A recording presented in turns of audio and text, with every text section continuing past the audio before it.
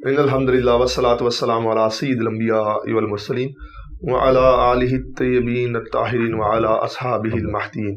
السلام علیکم احباب ذوالفقار، آج ہمارے ساتھ اگین انجینئر محمد علی مرزا صاحب موجود ہیں۔ ربیع الاول کا مہینہ ہے، ربیع الاول کے حوالے سے یہ اسپیشل پوڈ کاسٹ ہے۔ ہم ان سے 1 to 1 کاؤنٹر کوشچن کریں گے اور انجینئر صاحب اس کا جواب دیں گے۔ السلام علیکم سر۔ وعلیکم السلام ورحمۃ اللہ وبرکاتہ۔ ولا حول ولا قوۃ الا باللہ، اللہم صلی علی محمد وعلی آل محمد۔ جی شاہ جی، کھل ڈل کے بات کریں، آپ چونکہ بریلوی مکتب سے تعلق رکھتے ہیں اور ربیع الاول شریف کے حوالے سے ان کا ایک سینسٹیو ایریا ہے، تو میں چاہ رہا ہوں کہ آپ اس حوالے سے جو بھی پوچھنا چاہتے ہیں، ہمارا موقف لینا چاہتے ہیں، ضرور لیں۔ اچھا سر، بڑا اہم سوال ہے۔ قرآن حکیم میں اللہ تبارک تعالیٰ نے فرمایا کہ نزول قرآن کا جشن مناؤ۔ پھر کہا گیا ہے کہ کچھ حواریین تھے، انہوں نے کہا کہ ہمیں نعمت ہوان عطا فرماؤ اور ہم اس پہ عید منائیں گے، باقاعدہ عید کا لفظ ہے قرآن حکیم میں۔ تو آپ کیوں منکرین میلاد بنے ہوئے ہیں؟ آپ اگر ایک امت جو ہے وہ کھانے نازل ہونے پہ جو ہے عید منا رہی ہے، تو ہم نبی کے نزول پہ عید نہ منائیں؟ ضرور منائیں، لیکن اس طریقے پر منائیں جو اللہ کے محبوب صلی اللہ علیہ وآلہ وسلم نے تعلیم فرمایا۔ صحیح مسلم میں حدیث ہے، انٹرنیشنل نمبر کے مطابق 2750، آپ صلی اللہ علیہ وآلہ وسلم پیر کے دن کا روزہ رکھا کرتے تھے۔ آپ سے پوچھا گیا کہ آپ پیر کا روزہ کیوں رکھتے ہیں، تو آپ نے فرمایا فیہ ولدت وفیہ انزل علیہ، اس دن میں پیدا ہوا اور اسی دن مجھ پہ پہلی دفعہ وحی نازل ہوئی۔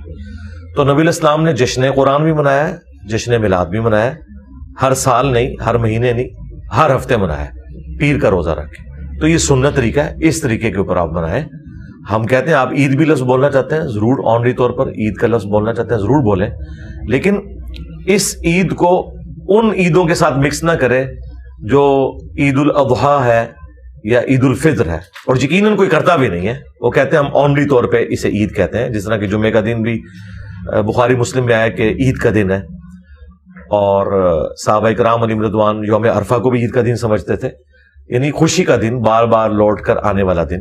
تو اسی طریقے سے منڈے کا جو دن ہے، یہ نبی صلی اللہ علیہ وآلہ وسلم کی پیدائش کا دن ہے، اس کی آپ خوشی منائیں اور اس طریقے پہ منائیں جو نبی الاسلام نے تعلیم فرمایا۔ اگر آپ یہ سمجھتے ہیں کہ ہم نے خوشی اس طریقے پہ منانی ہے جو آج سے 800 سال پہلے شروع ہوا، تو ہم آپ سے پوچھیں گے کہ ان سے پہلے کے جو 600 سال کے مسلمان تھے، کیا وہ بڑے عاشقان رسول تھے یا ایک مملوک سلطنت کا بادشاہ جو ایوبی ڈائنسٹی میں سے ایک بادشاہ وہ گزرا ہے ملک المظفر، اس نے یہ مروجہ جو میلاد والا معاملہ ہے یہ 7ویں صدی ہجری کے اندر شروع کیا، 630 ہجری میں یہ فوت ہوئے، بمطابق 1233 عیسوی۔ آج چل رہا ہے 24 ستمبر 2023 بمطابق 7 ربیع الاول 1445 ہجری۔ تو یہ 800 سال پہلے یہ سارے کا سارا معاملہ شروع ہوا ہے۔ پھر اسے گود لیا اصل میں سلطنت عثمانیہ نے 1588 عیسوی کے اندر، آج سے آلموسٹ آپ سمجھ لیں 500 سال پہلے سلطنت عثمانیہ نے 12 ربیع الاول کی چھٹی ڈکلیئر کر دی تھی۔ اس کے بعد سے پھر یہ تھرو آؤٹ سارے کا سارا معاملہ چلتا رہا۔ اسی وجہ سے حرمین میں بھی میلاد کے جلسے جلوس ہوتے تھے، اور لوگ ہمیں کہتے ہیں کہ جی وہ وہابیوں کے آنے سے پہلے تو وہاں پہ میلاد کے جلوس بھی نکلتے تھے۔ بھائی ہم کہتے ہیں کہ جو میلاد کے جلوس نکالا کرتے تھے ان سے بھی پہلے جو 600 سال تک کسی نے تو یہ کام نہیں کیا۔ ان کی اگر آپ کو قدر نہیں ہے اور بعد والے لوگوں کی قدر ہے، تو پھر آپ خود ہی فیصلہ کر لیں کہ آپ کن کے ساتھ کھڑے ہوئے، اور پھر بار بار یہ کہنا کہ سوائے ابلیس کے جہاں میں سبھی تو خوشیاں منا رہے ہیں۔ بھائی آپ مروجہ طریقے کو جو نبی الاسلام کی وفات کے 600 سال بعد شروع ہوا، اس کو آپ ریلیٹ کر رہے ہیں اس اعتبار سے کہ جو اس طریقے پہ میلاد نہیں مناتا آپ اسے ابلیس کہتے ہیں، تو اس کا تو مطلب ہے کہ آپ نعوذ باللہ خلفائے راشدین کو، صحابہ کرام کو، اہل البیت کو ابلیس کہنا چاہ رہے ہیں، تو شرم کم کام ہے۔ سر یہ تو بڑی زیادتی والی بات ہے کہ جو جماعت جس نے اس ملک میں صحابہ کرام کا، اہل بیت کا دفاع کیا ہے، اور ہم نے جانیں تک گنوائی ہیں اس معاملے میں، اور ایک بڑی تحریک موجود ہے ہماری اہل سنت و جماعت کی، تو آپ تو یہ بڑی زیادتی والی بات کر رہے ہیں۔ ہم موجودہ جو اکابرین ہیں جو میلاد کا انکار کرتے ہیں، یہ ان کے بارے میں علامہ نعیمی رحمہ اللہ تعالیٰ نے فرمایا، تو آپ ڈائریکٹ صحابہ کرام کی طرف ہمیں گستاخ ڈکلیئر کرنے میں تلے ہوئے ہیں۔ جب آپ مروجہ طریقہ نہ اڈاپٹ کرنے پر باقیوں کو ابلیس کہہ رہے ہیں، اگر آپ اس سے مراد یہ لے رہے ہیں کہ کوئی پیر کے روزے کا قائل نہیں ہے، تو مجھے بتائیں اہل سنت میں سے کون ہے جو پیر کے روزے کا قائل نہیں ہے؟ کیا اہل حدیث کہتے ہیں کہ پیر کا روزہ نہیں ہے، یا دیوبند کہتے ہیں؟ یہ ابلیس پھر کسے کہہ رہے ہیں آپ؟ ابلیس اسی کو کہہ رہے ہیں جو آپ کے طریقے پہ میلاد نہیں منا رہا. اور اگر یہ اعلانیہ کہہ دے کہ اس سے مراد اہل حدیث اور دیوبند نہیں ہے تو جھگڑا ختم ہو جائے گا. یہ انہی کو ابلیس کہہ رہے ہوتے ہیں. لیکن یہاں پہ دیکھیں نا آپ کے جو بھی میلاد کا لفظ ہے یا میلاد کا معاملہ ہے، یہ ہمارے منانے کے بعد بھی آپ نے میلاد پہ ڈسکشن شروع کی ہے. اس سے پہلے میلاد پہ کوئی بات ہی نہیں کرتا تھا، نہ یہ حدیث بتائی جاتی تھی جو آپ بتا رہے ہیں کہ حضور نے فرمایا کہ مجھ پہ وحی نازل ہوئی، اسی دن میں پیدا ہوا. تو میلاد تو ہم نے شروع کیا، تو اس کے بعد آپ کے معاملات اس پہ طرف آئے نا؟ نہیں، ہم تو شروع سے ایسا ہی کر رہے ہیں. اچھا. اور جہاں تک تعلق ہے اہل حدیث کا یا دیوبند کا، تو وہ خود ذمہ دار ہے. دیوبند بھی میلاد کے قائل تھے، ان کے بڑے بزرگ المحند علی المفند میں انہوں نے باقاعدہ میلاد کے حوالے سے لکھا ہے کہ ہم قیام تعظیمی کو جائز نہیں سمجھتے میلاد کے موقع پر، باقی تو جو مروجہ طریقہ ہے اس میں سے کئی چیزیں وہ بھی کرتے ہیں، وہ قائل ہیں. اور ہم تو یہ سمجھتے ہیں کہ اس بات پہ اجماع امت ہے کہ ربیع الاول کے مہینے میں جو بھی جمعے کے خطبے ہوں وہ نبی صلی اللہ علیہ وآلہ وسلم کے میلاد سے متعلق، آپ کی سیرت سے متعلق ہونے چاہیے. باقی یہ کہنا کہ جی ہماری وجہ سے یہ میلاد زندہ ہے، تو بھئی یہی بات تو شیعہ بھی کرتے ہیں. شیعہ کہتے ہیں اگر ہم نے واقعہ کربلا کو گود نہ لیا ہوتا تو اہل سنت نے کبھی بھی آل البیت کا ذکر نہیں کرنا تھا. تو اگر ان کے اس اعتراض کے اوپر بریلوی یہ ماننے کے لیے تیار ہیں کہ یہ شیعہ کا اعتراض بالکل ٹھیک ہے کہ چونکہ انہوں نے کربلا کو اتنا ہائی لائٹ کیا ہے محرم کے دنوں میں کہ مجبوراً انہیں بھی شان حسین بیان کرنی پڑی اور یزید کو کنڈیم کرنا پڑا، تو ٹھیک ہے ہم آپ کی بات مان لیں گے. لیکن ادھر یہ کیا کہیں گے، نہیں ہماری تو کتابیں بتا رہی تھی، ہم تو اہل بیت کے ماننے والے ہیں. تو بھائی ہماری بھی کتابیں بتا رہی تھی، ہم مسلم شریف کے ماننے والے ہیں. یہ کیسا ہو سکتا ہے کہ مسلم شریف میں کوئی حدیث ہے نبی علیہ السلام کی اور ہم اس کا انکار کر دیں؟ ہمارا اختلاف صرف مروجہ طریقے کے اوپر ہے، میلاد منانے کے اوپر نہیں ہے. ٹھیک ہو گیا. مسلم شریف کی آپ نے بات کی، بخاری شریف میں ایک حدیث موجود ہے کہ جو صوابہ تھی لونڈی ابو لہب کی، اسے اس نے آزاد کیا اور بتیجا سمجھ کے کیا. تو کہا جاتا ہے کہ اس حدیث میں ہے کہ اسے باقاعدہ طور پہ میٹھا شہد ملتا ہے دونوں انگلیوں سے. کسی نے ہاں میں کہا تھا، تو عبداللہ ابن عباس سے بھی یہ روایت ہے، اور کافی کتابوں میں اہل سنت کی اس میں حوالے موجود ہیں میرے پاس ابھی.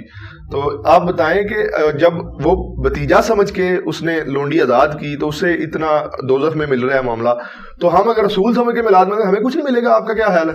جی میرا خیال ہے یہ حدیث سب سے پہلے تو مولا علی کو سنانی چاہیے تھی، اور اس کے بعد انہیں ریکویسٹ کرنی چاہیے تھی کہ آپ کوفے میں شفٹ ہوئے ہیں اور پہلے 3 خلفاء کے ساتھ رہے ہیں، آج حکومت آپ کے ہاتھ میں ہے، تو آپ عمار بن یاسر کی ڈیوٹی لگائیں سبیل کے اوپر، اور مولا حسن حسین کی ڈیوٹی لگائیں کوفے کی جامع مسجد میں کہ وہ محفل نعت کا اور محفل میلاد کا ارینج کریں، اور اسی طریقے سے سلمان فارسی کی ڈیوٹی لگائیں اس بات کے اوپر کہ وہ جھنڈوں کا کوئی بندوبست کریں. تو یہ مولا علی کو بھی یہ حدیث سنانی چاہیے تھی. یہ حدیث نہیں ہے میرے بھائی، یہ صحیح بخاری میں ایک خواب نقل ہوئی ہے، اور وہ خواب امام بخاری نے نقل کی ہے. اس خواب کی کوئی تعبیر نبی علیہ السلام نے بیان نہیں فرمائی ہے، وہ اس کے رشتہ داروں میں سے ایک بندے نے خواب دیکھا، اور اس کی پوری سند بھی بیان نہیں ہوئی ہے کہ کون سا بندہ ہے جس نے خواب دیکھی ہے. خواب جب تک پریکٹیکلی آخرت سے متعلق کوئی چیز بتا رہے ہوں گے تو وقت کے پیغمبر کو انڈورس کرنا ہوگا کہ واقعی ایسا ہوا یا نہیں ہوا، may be may not be. ٹھیک ہے، نبی علیہ السلام نے کیا ایسے انڈورس کیا ہے کہ ہاں واقعی ابو لہب کے ساتھ یہ ہو رہا ہے؟ یہ کہتے ہیں بخاری شریف میں لکھا ہوا ہے. اچھا جب ہم یہ باتیں کرتے ہیں نا تو انہیں پتہ چل جاتا ہے کہ انہوں نے غلط بیانی کیا. یہ کہتے ہیں کہ جی امام بخاری کو نہیں پتا تھا، انہوں نے کیوں لکھا؟ تو بھائی اب علمی ڈسکشن پہ آئیں. امام بخاری نے بالکل لکھا. امام بخاری کا لکھنا کیا اس چیز کو سرٹیفائڈ کر دے گا کہ نبی علیہ السلام نے اس کو انڈورس کر دیا؟ یہ کوئی حدیث تو نہیں تھی، یہ تو ایک واقعے کے طور پر نقل ہوا ہے. اور اگر اس واقعے سے یہی رزلٹ نکلتا ہے تو صحابہ کرام کیا ہر 12 ربیع الاول کے اوپر غلام آزاد کرتے تھے؟ جس طرح سویبہ کو آزاد کیا تھا ابو لہب نے اس چیز کے لیے کہ انہیں بعد میں اس کا اجر ملے، یا ان کے آباء و اجداد میں سے اگر کوئی کفر کی حالت میں چلے گئے تو ان کے سال ثواب کے لیے ہم اتنے غلام نبی علیہ السلام کی پیدائش میں جو ہے وہ آزاد کرتے ہیں. تو اس طرح کے کوئی پریکٹیکلی لے کے بھی آئے نا. یہ ایک واقعہ، اور واقعہ بھی بے سند، وہ بھی خواب سے ریلیٹڈ. خواب کی تعبیر بھی نبی علیہ السلام نے نہیں بیان فرمائی، چونکہ خواب ان سین بیریئر ہے نا، غیبی خبر ہے. جب تک پیغمبر نہیں بتاتا آپ کنفرم نہیں کر سکتے. ہاں دنیا میں یہ ہو سکتا ہے کہ وہ واقعہ ہو جائے تو آپ کہہ سکتے ہیں ہاں میں نے جو خواب دیکھا تھا وہ ہو گیا. اب یہ آخرت سے متعلق ہے، یہ آخرت سے متعلق خواب تو صرف نبی علیہ السلام ہی بتا سکتے ہیں کہ واقعی ایسے ہوا یا نہیں ہوا. تو وہ لے آئیں جناب، اگر ہے تو اللہ کا نام لے کے ہم بھی شروع کرتے ہیں. اچھا میلاد منانے کا اگر حکم نہیں ہے تو منع بھی نہیں کیا گیا, منع کر دیتے حضور, تو اس طرح کا معاملہ نہ ہوتا. آج کل آپ ہر چیز کو بدعت کرنے شروع کر دیتے ہیں. دیکھیں اگر اسی طریقے سے دین میں چیزوں کو آپ داخل کرنا شروع کر دیں گے تو اس کا پھر کوئی اینڈ نہیں ہوگا. پھر ہم آپ سے یہ کہیں گے کہ عید کی نماز نبی صلی اللہ علیہ وآلہ وسلم نے منع کب فرمائی ہے کہ اس کے ساتھ اذان نہیں ہونی چاہیے. عید کی اذان تو نہ بریلوی دیتے ہیں, نہ دیوبندی, نہ اہل حدیث, ڈائریکٹ نماز پڑھتے ہیں. ہر جماعت والی جو نماز ہے, خواہ وہ جمعہ کی نماز ہو, 5 وقتہ نماز ہو, اس کے ساتھ اذان اور اقامت ہوتی ہے. نماز جنازہ کے ساتھ نہیں ہوتی. میں اس کی مثال اس لیے نہیں دے رہا کہ وہ کہیں گے جی اس میں رکوع اور سجدے نہیں ہیں, لہذا اس کی آپ مثال نہ دیں, وہ تو دعا کی ایک شکل ہے. چلے میں ادھر نہیں جاتا. عیدین کی جو نمازیں ہوتی ہیں ان کے لیے اذان کیوں نہیں دیتے؟ تو یہ کہیں گے کہ نبی علیہ السلام نے نہیں دی. نہ نہ نہ نہ, منع کہاں کی ہے؟ منع والی بات بتائیں. تو منع تو کہیں نہیں ہوئی, تو دیا کریں. یہ کہیں گے کہ نبی صلی اللہ علیہ وآلہ وسلم نے نہیں دی, ہم بھی نہیں دیں گے. بس ہمارا بھی یہ عقیدہ ہے کہ دین کے معاملے میں جو نبی علیہ السلام نے تعلیم نہیں فرمایا وہ آپ نہیں کریں گے. من احدث فی امرنا ھذا فہو رد, جس نے ہمارے دین کے اندر کوئی ایسی چیز داخل کر دی جو ہم نے تعلیم نہیں فرمائی تو مردود ہے. ہاں دین کو سپورٹیو چیزیں ہوں وہ آپ داخل کر سکتے ہیں. وہ مسلم شریف میں حدیث ہے, جس نے اسلام میں اچھا طریقہ جاری کیا, جتنے لوگ اس پہ عمل کریں گے اس کا ثواب ملے گا. مثلا یہ کیمرے میں ریکارڈنگ, پرنٹنگ پریس کے اوپر قرآن کو, بخاری مسلم کو پرنٹ کرنا, سافٹ ویئر بنانا, یہ سارے اچھے طریقے ہیں. لیکن بخاری میں جو حدیث ہے وہ وہی ہے, اس کو کسی نے نہیں بدلا. دین اپنی اصلی جگہ کے اوپر رہے تو پھر آپ اس معاملے کو لے کے چلیں. تو عیدین کی اذان منع کہیں نہیں ہے, چونکہ نبی علیہ السلام نے نہیں دی اس لیے نہیں دیتے. اب اس سے آگے بڑھ کے ہم آپ کو منع بھی بتا دیتے ہیں. منع ہوا ہے مسلم شریف میں, امام باقر علیہ السلام نے جابر بن عبداللہ سے روایت کی ہے, اور امام جعفر علیہ السلام نے اپنے والد امام باقر سے 2005 نمبر حدیث ہے کہ نبی علیہ السلام جب بھی ممبر پر جلوہ افروز ہوتے, آپ کی آواز بلند ہو جاتی, آنکھیں سرخ ہو جاتی, غصے میں اضافہ ہو جاتا, جیسے کوئی جرنیل اپنی فوج کو تیار کر رہا ہے. اگریسو سٹائل میں آپ خطبہ دیتے اور فرماتے کہ میں اور قیامت اس طرح ساتھ بھیجے گئے جس طرح یہ 2 انگلیاں. اس کے بعد نبی علیہ السلام فرماتے اما بعد فإن خیر الحدیث کتاب اللہ وخیر الہدی ہدی محمد صلی اللہ علیہ وآلہ وسلم وشر الامور محدثاتها وکل محدثۃ بدعہ وکل بدعۃ ضلالہ وکل ضلالۃ فی النار. یہ حدیث مسلم میں بھی ہے اور سنن نسائی میں. آگاہ ہو جاؤ, سب سے بہترین کلام اللہ کی کتاب ہے, سب سے ہدایت یافتہ راستہ محمد صلی اللہ علیہ وآلہ وسلم کا ہے. بدترین کام وہ ہیں جو دین میں خود سے جاری کر دیے جائیں, اور یہ تمام کام بدعتیں ہیں, اور تمام بدعتیں گمراہیاں ہیں, اور تمام گمراہیاں جہنم میں لے جانے والی ہیں. جی اس حدیث کے اندر منع ہو گیا کہ جو محمد صلی اللہ علیہ وآلہ وسلم کا طریقہ ہے وہ سب سے بہترین ہے, جو دین میں خود سے کوئی داخل کر دے وہ بدترین امور ہے. یہ اکثر آپ کو مثال دے دیتے ہیں, یہ جی ایئر کنڈیشن لگانا مسجد میں, قالین بچھانا, یہ بھی تو دین میں داخل ہوا. بھائی یہ دین میں داخل نہیں ہے. دین میں داخل ہوتا تو ہم نیت میں یہ اپنے ذہن میں حاضر کرتے کہ اوپر اس قالین کے, نیچے اس پنکھے کے, سامنے اس اے سی شریف کے, منہ طرف کعبہ شریف کے. یہ تو کوئی بھی نہیں کرتا. بلکہ ہم کیا کرتے ہیں, ہم یہ کہتے ہیں کہ نماز ہم اللہ کے لیے پڑھ رہے ہیں اور اس میں ان چیزوں کا کوئی تعلق نہیں ہے. یہ دین کو سپورٹیو چیزیں ہیں, نہ کہ یہ دین کا حصہ ہے. آپ نے ہوائی جہاز پہ جانا ہے, حج کے لیے جائیں, اونٹ پہ جانا ہے جائیں, یہ دین کو سپورٹیو چیزیں. حج کے وہی 7 چکر رہیں گے, وہ نہیں بدل سکتے. اسی طریقے سے جمرات پہ آپ نے کنکریاں مان دی ہیں, خواہ آپ ٹرین میں جا کے ماریں, خواہ آپ پیدل جا کے ماریں, لیکن وہ ایکٹیویٹیز نہیں بدلیں گی. تو لہذا دین میں صحیح مسلم میں میلاد منانے کا طریقہ بتا دیا گیا ہے روزہ رکھ کے. اب وہ روزے کی سحری آپ نے ہوٹل سے جا کے کرنی ہے, آپ کی مرضی ہے, چاول کھا کے کرنی ہے, آپ کی مرضی ہے, لیکن وہ رہے گا روزہ. آپ اس کو جھنڈیوں کے ساتھ ریلیٹ کرنا, لائٹنگ کرنا, اور پھر کہنا جی آپ اقبال ڈے بھی مناتے ہیں, اور جی قائد اعظم ڈے بھی مناتے ہیں, اور یوم پاکستان بھی مناتے ہیں. اور بھائی وہ کوئی دینی ایکٹیویٹیز ہیں؟ اقبال ڈے کو ہم دینی ایکٹیویٹی کے طور پر تو نہیں مناتے. نبی علیہ السلام ایک دینی پرسنالٹی ہے. آپ کے ساتھ کوئی چیز بھی آپ جوڑیں گے تو اس کو نبی صلی اللہ علیہ وآلہ وسلم, خلفائے راشدین کی اور اہل البیت کی مہر لگنا ضروری ہے, ادروائز وہ بدعت ہوگی دین میں. پھر تو وہ بھی بدعت ہوئی. محرابیں جو بنائے جاتے ہیں, مینارے بنائے جاتے ہیں, ایون کہ اذانیں 2 دی جاتی ہیں. اس کے علاوہ تراویح کی جو باجماعت, پھر تو علماء اس پہ بھی اعتراض کریں گے کہ یہ بھی بدعت ہے. اس میں نے ایک حصہ تو کلیئر کر دیا ہے کہ یہ محراب والا, یہ دین میں کوئی چیز داخل نہیں ہوئی. اسپیکر سے دین میں کیا داخل ہوا ہے؟ کچھ بھی نہیں ہوا. مسجد میں تو اضافہ ہوا ہے نا, کیا جی امام آگے کھڑا ہو رہا ہے. نہیں وہ تو ہوگا نا, وہ تو ہر زمانے میں ہوگا. مطلب پہلے آپ دیے روشن کرتے تھے، اب آپ لائٹنگ کرتے ہیں. دین میں تو کوئی فرق نہیں پڑا. دین میں فرق پڑا جس چیز سے، وہ آپ کی مثال درست ہے. جمعے کی 2 اذانیں یہ ہے دین میں. نبی الاسلام نے 1 اذان دی ہے. تو بخاری شریف آپ کھول لیں، حضرت عثمان غنی رضی اللہ تعالیٰ عنہ نے یہ دوسری اذان شروع کی تھی، لیکن یہ دوسری پیرلل میں دوسری تھی. مسجد میں 2 اذانیں نہیں ہوتی تھی. اس میں الفاظ ہے جب لوگوں کی تعداد زیادہ ہوگی تو بازار میں حضرت عثمان نے 1 اذان شروع کروائی تاکہ بازار کے لوگوں کو آواز آ جائے کہ آپ نے مسجد میں جانا ہے. مسجد میں حضرت عثمان نے بھی 1 اذان دی ہے. لہٰذا یہ مسجد میں خواہ وہ حرمین کے اندر 2 اذانیں ہو رہی ہیں جمعے کی، خواہ پاکستان میں، یہ بدعت ہے. حضرت عثمان نے یہ دوسری اذان نہیں شروع کروائی. بخاری میں موجود ہے پیرلل میں. اور آج وہ مسئلہ ہم اسپیکر کے ذریعے حل کر رہے ہیں کہ مسجد میں جو اذان ہوتی ہے بازار میں آواز چلی جاتی ہے. اگر کوئی کہتا ہے کہ ہم نے یہ کام کرنا ہے حضرت عثمان والا، تو ٹھیک ہے، بازار میں ایک مؤذن کھڑا کرے، مسجد میں ایک اذان ہوگی. یہ 2 نمبری نا ہمارے ساتھ کوئی کرے. بخاری جی کھول کے دیکھ لیں. تو پلس ہم اس کو اس لیے سے ہی سمجھتے ہیں کہ علیکم بسنتی و سنت الخلفاء الراشدین المہدیین. اور وہ ہو رہا کس طرح؟ جس طرح مکبر ہوا کرتے تھے. اب سپیکر کی وجہ سے مکبر کی ضرورت ہی نہیں رہی ہے. تو یہ پیرلل میں اذان تھی، دوسری اذان نہیں تھی. تراویح کی جماعت، مجھے بتائیں کیا 3 دن تک بخاری مسلم میں آیا نبی الاسلام نے تراویح کی جماعت نہیں کروائی؟ لیکن ریگولر تو نہیں کروائی. ایک پہلی چیز، سنت تو اپنی جگہ اثر ہوگی. ریگولر تو آپ نے ہمیشہ پگڑی بھی نہیں باندھی.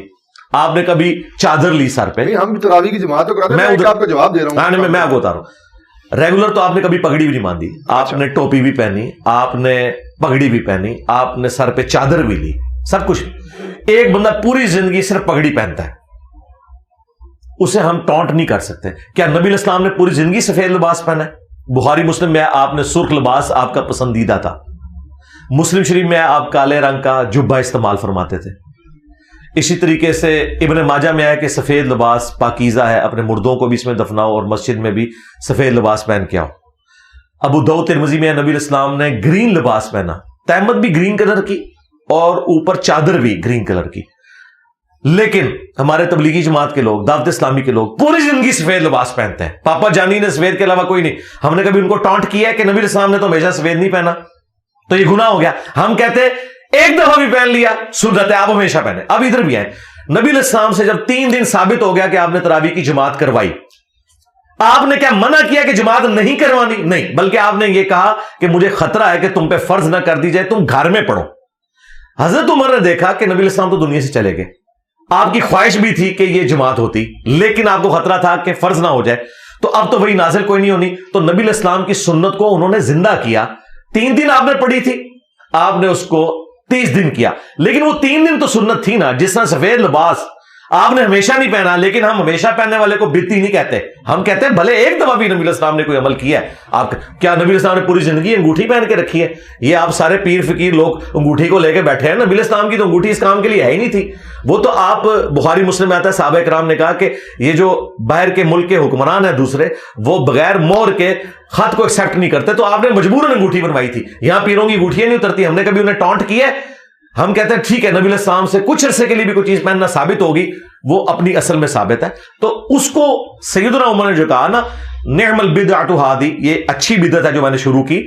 تو اب بدعت کی ڈیفینیشن آپ سمجھیں کیا ہے. حضرت عمر نے کوئی نیا کام دین میں داخل نہیں کیا، اور اس سے بڑھ کر یہ بتاتے نہیں ہیں کہ اسی بخاری کے حدیث میں حضرت عمر نے خود تو جماعت سے نماز ہی نہیں پڑھی، گھر چلے گئے اور جاتے ہوئے انہوں نے کہا کہ اس سے بہتر مرد کی وہ نماز ہے جو آخری پہر میں رات کو اٹھ کے پڑھتا ہے. حضرت عمر تو خود تراویح گھر پڑھتے تھے. وہ شروع اس لیے کروائی تھی. اچھا یہ بھی جھوٹ ہے کہ جی حضرت عمر نے تراویح کی جماعت شروع کروائی، بالکل جھوٹ ہے. بخاری مسلم میں ہے کہ حضرت عمر نے یہ دیکھا کہ لوگ ٹولیوں کی شکل میں جماعت کرواتے ہیں مسجد میں، جماعت کبھی ختم نہیں ہوئی. اے پھکا لے لو، اے جھوٹ مار دے گے تھوڑے نال. نبی الاسلام کے دور میں، صحابہ کے دور میں، حضرت ابوبکر کے دور میں، حضرت عمر کے دور میں جماعتیں ہوتی تھی ٹولیوں کی شکل میں. حضرت عمر نے ایک امام کے پیچھے انہیں اکٹھا کیا کہ بجائے یہ کہ مختلف جگہ پہ جماعتیں ہو رہی ہوں، تمیم داری کی ڈیوٹی لگائی ابی ابن کعب کی. اور اس سے بڑھ کر آپ کو شاید برا لگے، الموطا امام مالک میں یہ حدیث موجود ہے جو بخاری مسلم میں تو صرف ان بندوں کے نام تھے، تمیم داری اور ابی ابن کعب. الموطا امام مالک میں ہے کہ انہیں کہا کہ 11 رکعتیں پڑھاؤ، 3 وتر اور 8 تراویح. اور آپ تو کہتے ہیں انگریزوں نے 11 رکعتیں شروع کروائی ہیں، تو 20 ہوتی تھی. اور اس کے بعد امام مالک 20 والی روایت بھی لے کے آئے ہیں، لیکن اس میں یزید بن رومان جو ہے اس نے حضرت عمر کا زمانہ ہی نہیں پایا. بالکل سونے کی مور سے یہ حدیث ہے. اور آپ نے جن مفتی احمد یار خان نعیمی صاحب کا حوالہ دیا سوائے ابلیس کے جہاں میں سبھی تو خوشیاں منا رہے ہیں, انہوں نے خود مانا ہے کہ یہ حدیث ٹھیک ہے الموطا امام مالک کی, لیکن وہ کہتے ہیں حضرت عمر کو غلط فہمی ہو گئی تھی, بعد میں 20 ہی کروا دی تھی. تو حضرت عمر کو غلط فہمی وہابیوں کی وجہ سے ہوئی تھی؟ کوئی غلط فہمی نہیں ہوئی ہے. 11 رکعت ہی ہے. اگر نوافل کو زیادہ پڑھ لیتا ہے اس میں تو کوئی حرج نہیں, کوئی حرج نہیں, پڑھے بالکل پڑھے, لیکن باقیوں کو یہ نہ کہ یہ کام چور ہے, یہ کہ باقی سنت کے مطابق کر رہے ہیں, ہم فالتو کر رہے ہیں. جی کریں آپ جتنے مرضی کریں, میں کہتا ہوں 40 پڑھیں آپ, ہمیں کوئی اعتراض نہیں ہے. صحابہ کرام سے 11 سے زیادہ بھی ثابت ہے, ہم نے تو خود ثابت کیا ہے. ابو داؤد میں حدیث موجود ہے, ایک صحابی کہیں سفر پہ گئے ہوئے تھے, وہاں انہوں نے 11 رکعتیں پڑھائی. وہاں پہ 11 رکعت کا ذکر نہیں صرف ہے کہ قیام اللیل کروایا. واپس جب اپنے گاؤں میں آئے نا تو باقی لوگ انتظار کر رہے تھے, ان کا حضرت ہم تو آپ کا انتظار کر رہے ہیں, آپ تو ہمارے امام ہیں. انہوں نے دوبارہ بھی وہاں تراویح پڑھائی. تو میں اہل حدیث کو بھی کہتا ہوں کہ اگر 8 بھی پڑھائی تھی تو 16 تو انہوں نے پڑھ لی. ہم زیادہ کو حرام نہیں سمجھتے, تابعین سے ثابت ہے, لیکن ہم یہ کہتے ہیں کہ یہ جو کام چور اور آپ کہتے ہیں یہ تہجد کی نماز تھی ہے ہی 20 رکعت ہے, اس کے اوپر اجماع ہے, یہ غلط بات ہے. 8 رکعت کے اوپر اتفاق ہے پلس 3 وتر. بخاری مسلم میں واضح ہے کہ رمضان ہو یا غیر رمضان, نبی علیہ السلام کی رات کی نماز یہ ہوتی تھی. اور رات کی نماز تہجد, وتر, قیام اللیل, تراویح, یہ ایک ہی نماز کے مختلف نام ہے. اور وہی نماز جب ہم رمضان میں پڑھتے ہیں اسے تراویح کہہ دیا جاتا ہے. اور تراویح کا لفظ بھی حدیث میں کہیں نہیں آیا, یہ فقہا کی ٹرم ہے, جس طرح سنت موقدہ غیر موقدہ. اچھا, بدعت حسنہ کا لفظ بھی تو فقہا کے ہاں ٹرم یہ یوز ہوئی ہے. ابھی آپ نے بھی ذکر کیا کہ حضرت نے کہا میں بدعت حسنہ, میں نے بدعت نعیمہ میں نے شروع کی ہے. تو آپ مجھے یہ بتائیں کہ جب ایک جو نوجوان ہمارے, میں نے دیکھا اکثر ہمارے خاص کر عرس ہمارے ہوتا ہے ہر سال بیرات کا, گجرات کا سب سے قدیمی, وہاں پہ کوئی بدعت ایسی نہیں ہوتی. رسول اللہ صلی اللہ علیہ وسلم کی سیرت بیان کی جاتی ہے, اجتماع کیا جاتا ہے. اچھا, چند نوجوان آ کے اگر رسول اللہ کی سیرت بیان سن رہے ہیں, آپ تو یہاں پہ اکیڈمی میں کرتے ہیں اجتماع, یہ کہ کہاں لکھا ہے کہ اتوار کے دن ہی آپ نے کرنا ہے لازمی, آپ نے بھی فکس دن رکھا ہوا ہے. اگر کوئی 12 ربیع الاول اجتماع کرتا ہے اور سیرت رسول بیان کرتا ہے, یہ کہاں کی بدعت ہو گئی؟ ہاں, ہم کہتے ہیں کہ 12 ربیع الاول کو آپ فکس نہ کریں, ربیع الاول میں کسی بھی وقت رکھ لیں. میں نے تو پہلے کہا آپ جمعے پڑھائیں اس کے اوپر, لیکن جب آپ ایک تاریخ کو مینشن کر کے کرتے ہیں نا, تاریخ کو, اچھا یہ تاریخ مینشن, ہم نے اتوار کی تاریخ نہیں مینشن کی ہوئی, ہم اتوار کو کرتے ہیں. ٹھیک ہے, آپ بھی منڈے کو کریں, نبی علیہ السلام کی پیدائش کا دن ہے, ہم کوئی اعتراض نہیں کریں گے. لیکن جب آپ تاریخ کو ایک مینشن کر کے کرتے ہیں, پھر ہم یہ کہیں گے اس کی اصل کہاں ہے. دیکھیں, مسلمانوں کی جو ویکلی گیدرنگ ہے وہ تو جمعے کی گیدرنگ ہے, یا ویکینڈ کی وجہ سے ہمیں مجبوراً اتوار کو کرنا پڑتا ہے. لیا جا سکتا ہے اس کا, جی کریں, لیکن یہ جو بزرگوں کے عرس بیچ میں کہاں سے آ گئے ربیع الاول شریف میں؟ نہیں, میلاد کا ہی ہمارا عرس ہوتا ہے, میلاد کا پروگرام. اچھا, آپ کرتے ہیں اور وہ 12 ربیع الاول کے اوپر ہی کرتے ہیں. تو ربیع الاول میں آپ کبھی 12 سے ہٹ کے بھی کر لیں, اس میں کیا ہے, چھوٹے موٹے پروگرام تو کریں. ٹھیک ہے, اس میں آپ توحید بیان کریں, نبی علیہ السلام کی سیرت بیان کریں, آپ کی صورت بیان کریں, بہت اچھی بات ہے. تو وہ تو ہم قائل ہیں اس کو, ہم تو غلط نہیں سمجھتے, ہم تو کرتے ہیں خود الحمدللہ. ٹھیک ہو گیا. اچھا, حضور کی پیدائش کے حوالے میں اعلیٰ حضرت نے بھی 8 کا لکھا ہے, انہوں نے کہا جی اب یہ شروع ہو چکا ہے, میں 12 کا نہیں, میں انکار کرتا. اس کے علاوہ ڈاکٹر اسرار احمد صاحب نے بھی کہا جی 8 کو آپ کی 12 کی وفات ہے. تو آپ اس کا بالکل انکار کرتے ہیں, ایک طرف آپ بالکل وہابیوں کی سائڈ لے لیتے ہیں, ایک طرف آپ بالکل بریلویوں کی سائڈ لیتے ہیں, کرتے کیا؟ ہاں, بات یہ ہے کہ ڈاکٹر اسرار صاحب کی تو یہ فیلڈ نہیں تھی. اچھا, وہ تو جو اہل حدیث سے دیوبند سے سنتے تھے وہی آگے بیان کرتے تھے. میری تو جی میری ان سے 1 to 1 ملاقات ہوئی ہے. اچھا, میں نے کہا کہ آپ نے اعلیٰ حضرت کے اوپر یہ جھوٹ باندھا ہے اپنے منتخب نصاب کے اندر کہ وہی مستوی عرش تھا جو خدا ہو کر مدینے میں اتر پڑا مصطفیٰ ہو کر. تو یہ اعلیٰ حضرت نے کہاں کا ہے؟ یہ جس کتاب سے آپ لوگ حوالہ دے رہے ہیں اور جو اس قسم کے کفری اشعار جس کتاب کی طرف منسوب کر رہے ہیں, تذکرۃ الغوثیہ, اعلیٰ حضرت نے تو فتاوی رضویہ میں لکھا ہے کہ یہ کتاب پڑھنا حرام ہے, اس کی خرید و فروخت حرام ہے, اس کو گھر میں رکھنا حرام ہے, اور آپ نے سارے کفریات ان کے کھاتے میں ڈالے. تو ڈاکٹر اسرار صاحب نے پتا کیا کہا, بیٹا میں اختلافی موضوعات میں بالکل امی ہوں, میں نے تو اہل حدیثوں سے سن کے بیان کر دیا تھا, اور یہ ان کی وفات سے 2 سال پہلے کی میں بات کر رہا ہوں. ٹھیک ہے, وفات ان کی ہوئی ہے نا 2 سال آلموسٹ 2010 میں ہوئی ہے نا ان کی, اپریل میں. تو یہ آلموسٹ مئی 2008 کی بات ہے, 2 سال پہلے کی. تو ان کے تو اپنا یہ معاملہ تھا. رہ گیا آپ کا کہنا کہ اعلیٰ حضرت, تو اعلیٰ حضرت نے 8 ربیع الاول لکھا ہے بالکل جی. تو پہلے تو یہ بریلوی اعلیٰ حضرت سے پوچھے نا کہ یہ کیا ہو گیا اور آپ کی تحقیق کہاں سے آ گئی, جبکہ دلائل النبوہ امام بیہقی کی کتاب میں امام محمد بن اسحاق یہ انس بن مالک کے شاگرد ہیں, انہوں نے 12 ربیع الاول ڈیٹ دلائل النبوہ میں بتائی ہے اور دن بتایا ہے منڈے کا, عام الفیل والے سال سحری کے وقت. تو ہمارے نزدیک تو ہے. اور آپ کے جو عبد القادر جیلانی ہے پیرانے پیر, جو دلوں کے حال بھی جان لیتے تھے, انہوں نے تو 10 محرم لکھی ہوئی ہے. کہتے ہیں جی انہوں نے تو صرف قول نقل کیا. بھائی قول نقل کر کے بتاتے نا کہ ربیع الاول ہے, وہ بھی علماء سے سنا کے نقل کر گئے. اور ایک غوث وقت ہے, اسے یہ نہیں پتا کہ اس کے نبی کی پیدائش کس مہینے میں ہوئی, مہینہ بھی غلط لکھا ہوا ہے. ایک آبرین میں اختلاف تو رہا ہے نا اب اس طرح.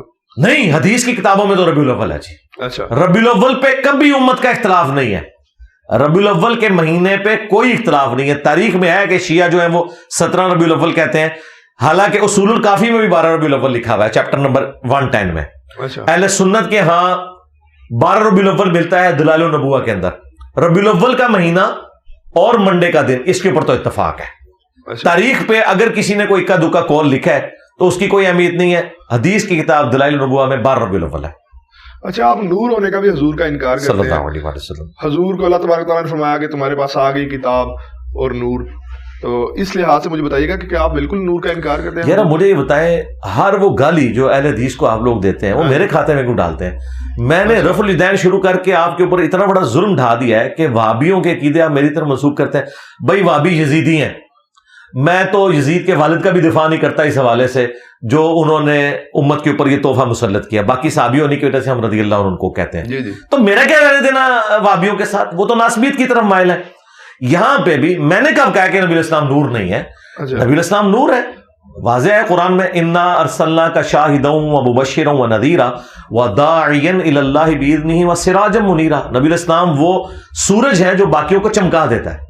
اور یہ جو آپ نے آیت کا حوالہ دیا ہے سورۃ المائدہ کی, قد جاءکم من اللہ نور وکتاب مبین, یہ تو میں مکہ شریف میں بیٹھا ہوا تھا تو یہ دیوبندی جو ایک مولانا ہے وہ سرخ داڑھی والے مولانا مکی, تو وہ کہہ رہے تھے دیکھیں یہ بریلوی جھوٹ بولتے ہیں اور یہ کہتے ہیں کہ جی اس آیت میں نور سے مراد جو ہے وہ نبی الاسلام ہے. تو اب ظاہر ہے کہ میں تو اس وقت ان کے ساتھ انٹریکشن نہیں کر سکتا تھا, تو میں صرف ان کو دیکھ کے ہنس رہا تھا کہ ان بیچاروں کا علمی لیول یہ ہے کہ انہیں یہ پتہ ہی نہیں ہے کہ اہل سنت کے جو پہلے مفسر ہیں ابن جریر طبری, جن سے حافظ ابن کثیر نے آلموسٹ چھاپا مارا ہے تفسیر ابن کثیر میں, ان کی ہے تفسیر طبری جسے تفسیر ابن جریر بھی کہتے ہیں. انہوں نے اس آیت کے کانٹیکسٹ میں لکھا ہے کہ یہاں نور سے مراد نبی الاسلام کی مبارک ذات ہے اور اللہ کی کتاب ساتھ آئی, اور نور سے مراد انہوں نے کہا نور ہدایت. یہ ذہن میں رکھیے گا, نور ہدایت. ایز اے اسپیشی نبی الاسلام انسان ہے. اگر کوئی یہ کہتا ہے نبی الاسلام انسان نہیں ہے تو رسول اللہ کی توہین کر رہا ہے. کیوں؟ اللہ تعالیٰ نے ایز اے اسپیشی انسانوں میں انہیں مبعوث کیا ہے. سورہ بنی اسرائیل میں ہے اگر زمین پر فرشتے آباد ہوتے تو فرشتوں میں سے پیغمبر آتا, یہ انسانوں میں سے ہے. اور انسانیت کو ناز ہے کہ اللہ کے محبوب صلی اللہ علیہ وآلہ وسلم انسان تھے. یہ آپ صلی اللہ علیہ وآلہ وسلم کا بشر ہونا آپ کے نور ہونے سے بہتر ہے, اس لیے کہ انسانیت اگر اللہ کے راستے پر ہو تو فرشتوں سے بہتر ہے. بغاوت والا معاملہ تو الگ. کیا ہم انبیاء اکرام علیہ السلام کو فرشتوں کے انبیاء سے افضل نہیں مانتے؟ اگر نور ہدایت کے طور پر آپ بات کرنا چاہتے ہیں ضرور کریں, وہ تو مسند احمد میں حدیث ہے. نبی صلی اللہ علیہ وآلہ وسلم نے فرمایا کہ میں اللہ کے ہاں خاتم النبیین اس وقت بھی لکھا ہوا تھا جب آدم علیہ السلام مٹی اور پانی کے درمیان تھے, اور یہ حصہ جو ہے نا یہ ترمذی میں بھی موجود ہے.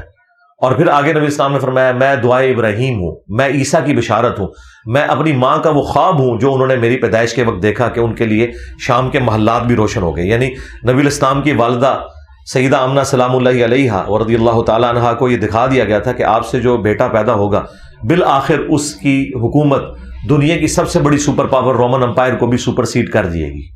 تو نبی الاسلام نور ہدایت ہے, صحیح بخاری بھی نور ہدایت ہے, خلفائے راشدین بھی نور ہدایت ہے, اہل البیت بھی نور ہدایت ہے. لیکن اسپیشی کی بات کریں تو بھائی مجھے بتائیں غزوہ احد کے موقع پر نبی الاسلام کو جب زخم لگا ہے تو آپ کا خون نکلا ہے, نور کا تو خون نہیں نکلتا.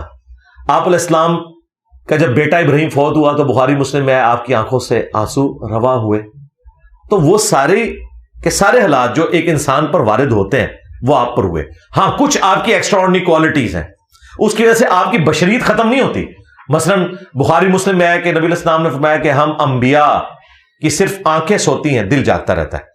آپ تہجد کی نماز پڑھ کے اما عائشہ کہتی ہیں بعض اوقات آپ خراٹے بھی لے رہے ہوتے تھے, بہت اونچی آواز میں نہیں, نارمل خراٹے لینا کوئی بری بات نہیں ہے, نبی الاسلام کی سنت ہے نیند کی حالت میں. جی تو اما عائشہ کہتی ہے میں آپ کے خراٹوں کی آواز سنتی اور پھر آپ اسی طریقے سے اٹھ کے جا کے نماز پڑھا دیتے.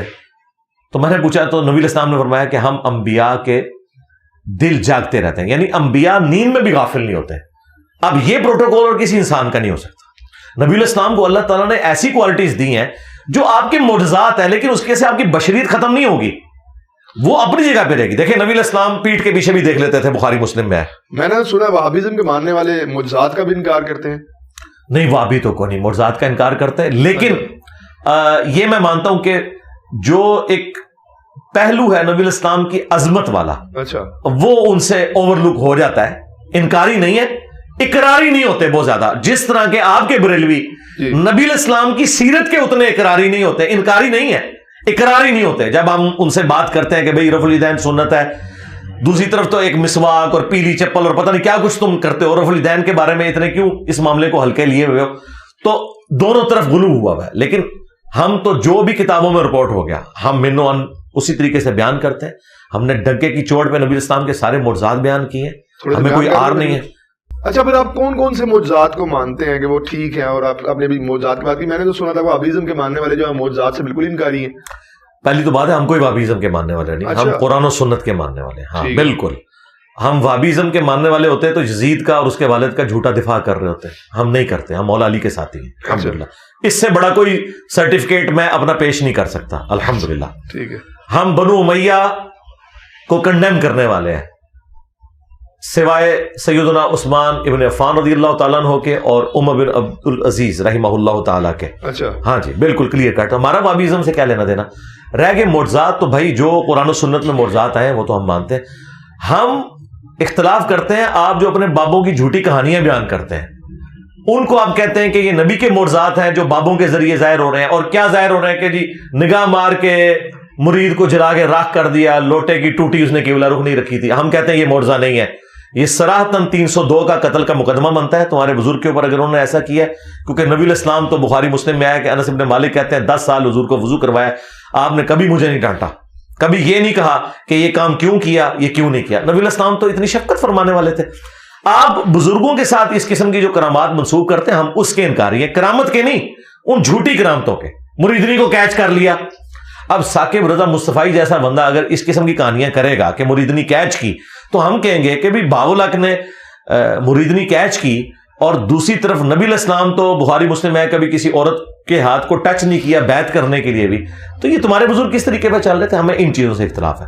باقی آ جائیں آپ معجزات کی طرف. دیکھیں نبی علیہ السلام کے 2 معجزات تو ایسے ہیں جو قرآن میں آئے ہیں, اچھا, جو فزیکل فینومینا آف نیچر کو توڑنے والے, جنہیں آپ معجزہ مانتے ہیں. ہم تو نبی علیہ السلام کو مکمل آپ کی مبارک ذات ہی معجزہ تھی, لیکن جس کو آپ معجزہ بولتے ہیں جو قانون قدرت کو توڑنے والی چیز ہے. یہ میں نے اپنے علماء سنا ہے کہ رسول اللہ خود بھی معجزہ تھے, بالکل ہم بھی مانتے ہیں اس چیز کو. جی, لیکن میں ابھی وہ معجزات بیان کروں گا جو آپ صلی اللہ علیہ وآلہ وسلم نے ایسے کام کیے ہیں جو آپ سمجھتے ہیں کہ یہ ہوگا تو ہم معجزہ مانیں گے. مثال کے طور پر قرآن حکیم میں سورۃ القمر میں آیا ہے کہ نبی صلی اللہ علیہ وآلہ وسلم کے لیے اللہ تعالیٰ نے چاند کو 2 ٹکڑے کر دیا. اچھا, اور یہ قرآن پاک کی اس آیت کے کانٹیکسٹ میں بخاری مسلم میں حدیث ہے کہ عبداللہ ابن مسعود کہتے ہیں کہ نبی علیہ السلام سے جب کافروں نے کہا کہ کوئی نشانی آپ کے لیے ظاہر ہو, تو اللہ تعالیٰ نے چاند کو 2 ٹکڑے کیا, ہیرا پہاڑ کے دائیں اور بائیں ہوا اور پھر بعد میں جڑ گیا. یہ وہ معجزہ ہے جو قرآن میں بخاری مسلم میں رپورٹ ہوا ہے. دوسرا معجزہ جو قرآن میں ہے وہ نبی علیہ السلام کا واقعہ معراج ہے, جو آپ کا الاسراء ہے, زمینی سفر, وہ سورہ بنی اسرائیل میں آیا سبحان الذی اسری بعبدہ لیلا من المسجد الحرام. اور جو آپ کا آسمانی سفر ہے المعراج, بیت المقدس سے لے کر آسمانوں کا سفر, وہ اللہ تعالیٰ نے سورۃ النجم میں ذکر کیا. اور بخاری مسلم میں بڑی تفصیل کے ساتھ آیا کہ مختلف آسمانوں پہ نبی علیہ السلام کی ملاقاتیں انبیاء کرام کے ساتھ ہوئیں. تو یہ وہ معجزات ہیں جو قرآن میں رپورٹ ہوئے ہیں. بخاری مسلم میں تو پھر درجنوں ہیں. مثلا بخاری مسلم میں حدیث ہے کہ اللہ کے محبوب صلی اللہ علیہ وآلہ وسلم سورج گرہن کی نماز پڑھا رہے تھے, آپ چند قدم آگے بڑھے, آپ نے یوں ہاتھ بلند کیا, پھر نیچے کیا, پھر واپس آئے. صحابہ کرام نے بعد میں پوچھا یا رسول اللہ یہ نماز میں کوئی اضافہ ہو گیا یا کوئی اور بات ہے؟ تو آپ نے فرمایا نماز کی حالت میں اللہ تعالیٰ نے مجھے جنت دکھائی 7 آسمانوں کے اوپر, ماشاءاللہ, اور میں نے ارادہ کیا کہ میں تمہارے لیے جنت سے انگوروں کا ایک گوشہ توڑ لوں اس کے لیے میں نے ہاتھ بلند کیا، پھر میں نے ترک کر دیا کہ اللہ تعالیٰ نے نعمتوں کے اوپر پردہ رکھا ہے، اور اگر میں توڑ لیتا تو تم ہمیشہ کھاتے رہتے، کیونکہ جنت کو فنا نہیں ہے۔ نبی علیہ السلام دنیا میں کھڑے ہو کر آپ کا ہاتھ مبارک ساتوں آسمانوں کے اوپر تک پہنچ سکتا ہے جب اللہ تعالیٰ چاہتا ہے۔ تو ظاہر ہے کہ نبی میں بہت بڑا فرق ہے۔ یہ کہہ تو دیتے ہیں وہابی کہ جی نبی کے بھی 2 ہاتھ اور ہمارے بھی 2 ہاتھ، نعوذ باللہ۔ نبی علیہ السلام اسپیشی میں انسان ہے، مرتبے میں نہیں۔ آپ کے ہاتھ کی طرف ہمارے ہاتھ کی طرف، بخاری مسلم میں ہے کہ جابر بن عبداللہ کہتے ہیں کہ صلح حدیبیہ کے موقع پر جب پانی کی قلت ہوئی تو مختلف جگہ سے پانی جمع کر کے بمشکل ایک پیالہ آپ کو پیش کیا گیا، آپ نے اپنی مبارک انگلیاں اس میں داخل کی تو پانی کے چشمے پھوٹے اور اس میں سے صحابہ کرام نے پانی پیا، جانوروں کو پلایا اور سٹور بھی کر لیا۔ تو وہ تابعی پوچھتے ہیں کہ آپ لوگ کتنے تھے؟ انہوں نے کہا ہم 1,00,000 بھی ہوتے نا تو پانی زیادہ تھا، البتہ ہم 1500 تھے جنہوں نے ایک پیالے سے پانی پیا، سارے اونٹوں کو بھی پلایا، سٹور بھی کر لیا، تب بھی اسی طریقے سے آپ کی مبارک انگلیوں سے پانی کے چشمے جاری تھے۔ اسی طریقے سے بخاری مسلم میں ہے کہ نبی علیہ السلام نے فرمایا کہ تم نماز کی حالت میں خشوع خضوع سے کھڑے ہوا کرو، میں تمہیں اللہ کی قسم اپنی پیٹھ کے پیچھے دیکھ رہا ہوتا ہوں۔ یعنی جب آپ جماعت کرواتے تھے نا تو آپ کو پیچھے نظر آتا تھا کون کھجلی کر رہا ہے، کون کیا کر رہا ہے، یہاں آپ کی آنکھ نہیں تھی، ہمیں تو یہ بس ادھر تک مشکل سے 180 ڈگری نظر آتا ہے، نبی علیہ السلام کو انہی 2 آنکھوں سے پیچھے بھی نظر آتا تھا۔ یہ ہر وقت آپ کے ساتھ معجزہ اٹیچ تھا۔ اس طریقے سے بخاری مسلم میں آتا ہے کہ آپ کے پسینے سے خوشبو آتی تھی اور صحابہ کرام آپ کے پسینے کو خوشبو کے طور پر استعمال کرتے تھے۔ تو اب پسینے میں سے تو بدبو آتی ہے، لیکن نبی علیہ السلام کا یہ معجزہ تھا کہ آپ کے مبارک پسینے سے خوشبو آتی تھی۔ اسی طریقے سے آپ صلی اللہ علیہ وآلہ وسلم کے بارے میں حضرت اسماء بنت ابی بکر نے ایک کالا جبہ، کسروانی طیالسی کالا جبہ نکالا پرشین امپائر کا، اور کہا کہ یہ وہ جبہ ہے جو نبی علیہ السلام پہنا کرتے تھے اور ہم اس کا دھون مریضوں کو شفا کے لیے پلاتے ہیں۔ اسی طریقے سے بخاری شریف میں آتا ہے کہ ام سلمہ نے نبی علیہ السلام کا ایک بال مبارک نکالا اور کہا کہ یہ نبی علیہ السلام کا وہ بال مبارک ہے، جب ہمارے محلے میں کوئی بیمار ہو جاتا ہے تو وہ برتن بھجوا دیتا ہے، میں اسے گھول کے دیتی ہوں، وہ پی لیتا ہے تو شفا ہو جاتی ہے۔ تو نبی علیہ السلام کے تبرکات کی شفا آپ کی وفات کے بعد بھی اسی طریقے سے جاری ہے۔ لیکن اگر آپ لوگ جعلی بال مبارک بنا کے، جعلی نقش نالین بنا کے لکڑی کے اوپر اور اس طریقے سے زیارت کروا کے اس میں ٹکٹ لگا کے کریں گے تو ہم کہیں گے کہ ہم لوگ پھر نبی کے نام کو بیچ ہی رہے ہیں نا۔ نبی علیہ السلام کی تو یہ تعلیمات تو نہیں تھی کہ آپ نے یہ کچھ کرنا شروع کر دینا۔ اسی طریقے سے بخاری مسلم میں ہے کہ صحابہ کرام نبی علیہ السلام کے وضو کا پانی نیچے نہیں گرنے دیتے تھے، اس کو اپنے جسم کے اوپر ملتے تھے۔ بخاری مسلم میں ہے نبی صلی اللہ علیہ وآلہ وسلم نے حجۃ الوداع کے موقع پر جب حلق کروایا تو آپ نے ابو طلحہ کو بال دیے اور کہا کہ صحابہ کرام میں انہیں تقسیم کر دو۔ اور بخاری میں تو یہاں تک آیا ایک تابعی کہتے ہیں کہ نبی علیہ السلام کا ایک بال مبارک ہونا میرے پاس دنیا اور جو کچھ دنیا کے اندر ہے اس سے بڑھ کر مجھے محبوب ہے۔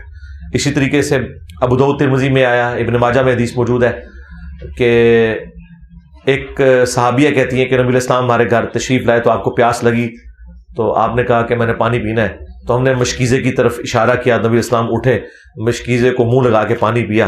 وہ کہتی ہیں کہ جس سے ہی نبی علیہ السلام لادہ ہوئے تو میں نے مشکیزے کا منہ کاٹ کے اپنے پاس تبرکن رکھ لیا کہ اس سے نبی علیہ السلام کا منہ مبارک لگا۔ تو اس طرح صحابہ کرام نے نبی علیہ السلام کی چیزیں بھی سنبھالی ہوئی تھیں۔ آپ صلی اللہ علیہ وآلہ وسلم کے یہ معجزات اتنے ایکسٹرا آرڈنری ہیں کہ جن پہ کسی کو اختلاف نہیں ہے۔ لیکن ہم یہ کہتے ہیں کہ نبی علیہ السلام کی وفات کے بعد کبھی کسی صحابی نے آپ کی قبر کی مٹی نہیں چاٹی جا کے، یہ اختلاف شروع ہو جاتا ہے۔ آج بھی دنیا میں نبی علیہ السلام موجود ہوں، ہم اپنا ہر مسئلہ آپ کے سامنے لے کے جائیں گے۔ بخاری میں نہیں آیا کہ ایک صحابی کی پنڈلی کی ہڈی ٹوٹ گئی، نبی علیہ السلام نے کہا یہ کیا ہوا؟ تو انہوں نے کہا یا رسول اللہ آپ نے وہ کام بھیجا تھا، میں نے قلعے سے چھلانگ لگائی تو یہ ٹوٹ گئی۔ تو انہوں نے اپنی پگڑی لپیٹی تھی، آپ نے فرمایا ٹانگ سیدھی کر، ہاتھ پھیرا، وہ کہتے ہیں کہ ایسی ہوگی کہ کبھی ٹوٹی نہیں تھی۔ لیکن آج اگر آپ کی پنڈلی کی ہڈی ٹوٹے گی نا، ہم آپ کو روزہ شریف میں نہیں لے کے جائیں گے، نہ کعبہ شریف لے کے جائیں گے، کیونکہ دنیا کو اللہ نے اس باپ کے ساتھ جوڑا ہے۔ نبی علیہ السلام جب تک دنیا میں موجود تھے ہم ہر مسئلہ آپ کے سامنے رکھیں گے۔ بخاری مسلم میں یہاں تک حدیث ہے کہ بارش نہیں ہو رہی تھی، ایک عرابی کھڑا ہوا، یا رسول اللہ ہمارے جانور ہلاک ہو گئے قحط سالی سے، آپ دعا کریں۔ نبی علیہ السلام نے دعا کی اور ابھی ہاتھ نیچے بھی نہیں آئے تو بارش شروع ہو گئی۔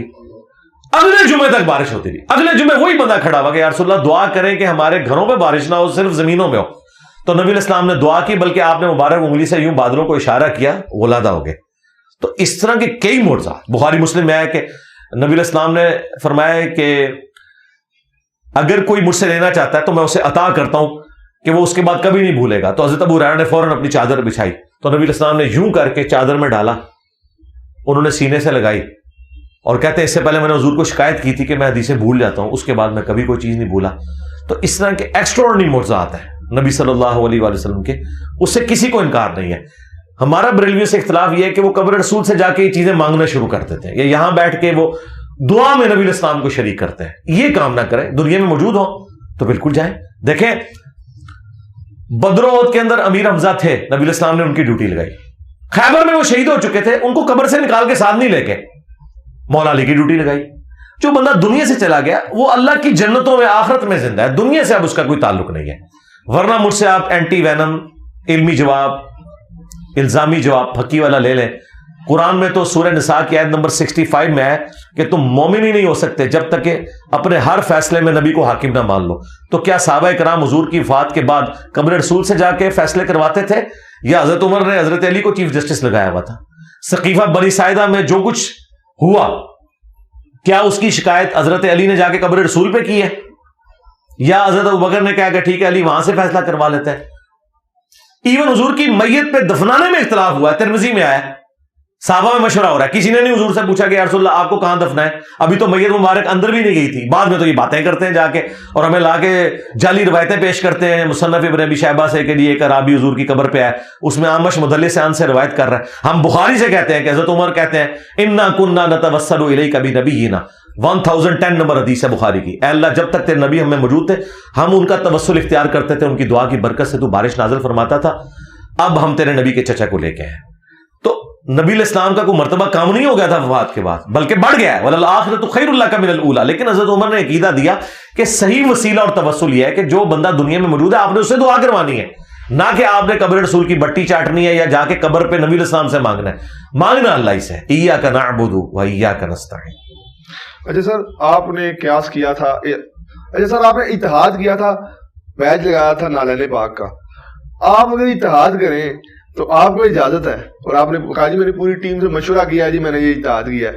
ہم اگر جھنڈی لگا لیں تو ہمارا اتحاد آپ کیوں قبول نہیں کرتے سر؟ میں نے وہ بیج لگانے کے بعد کہا ہے کہ سوائے ابلیس کے جہاں میں سبھی تو خوشیاں منا رہے ہیں.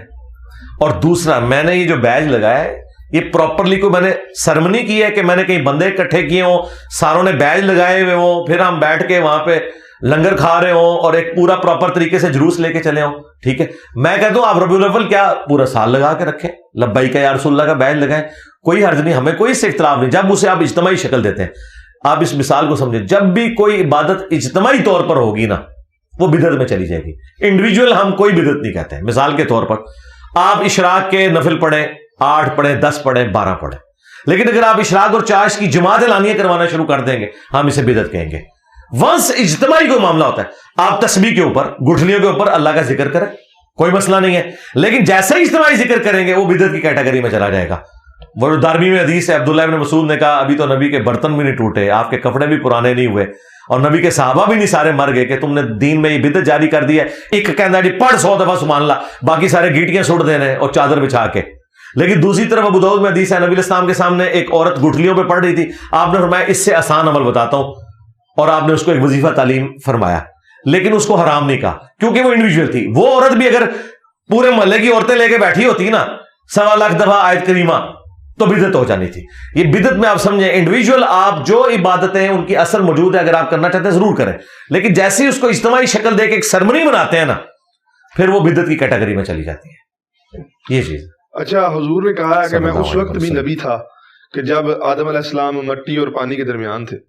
تو ہم تو انہیں اولین والآخرین مانتے ہیں, تو آپ تو اس کا انکار کرتے ہیں کہ آپ تو کہتے ہیں کہ جناب حضور جو ہیں اسی وقت پیدا ہوئے جب آپ 12 ربیع الاول کو دنیا میں آئے, اس سے پہلے کوئی وجود نہیں تھا. اس سے نہیں, تو آپ بھی یہ مانتے ہیں کہ نبی صلی اللہ علیہ وسلم کا کوئی وجود ظاہری, یہی بات ہے نا.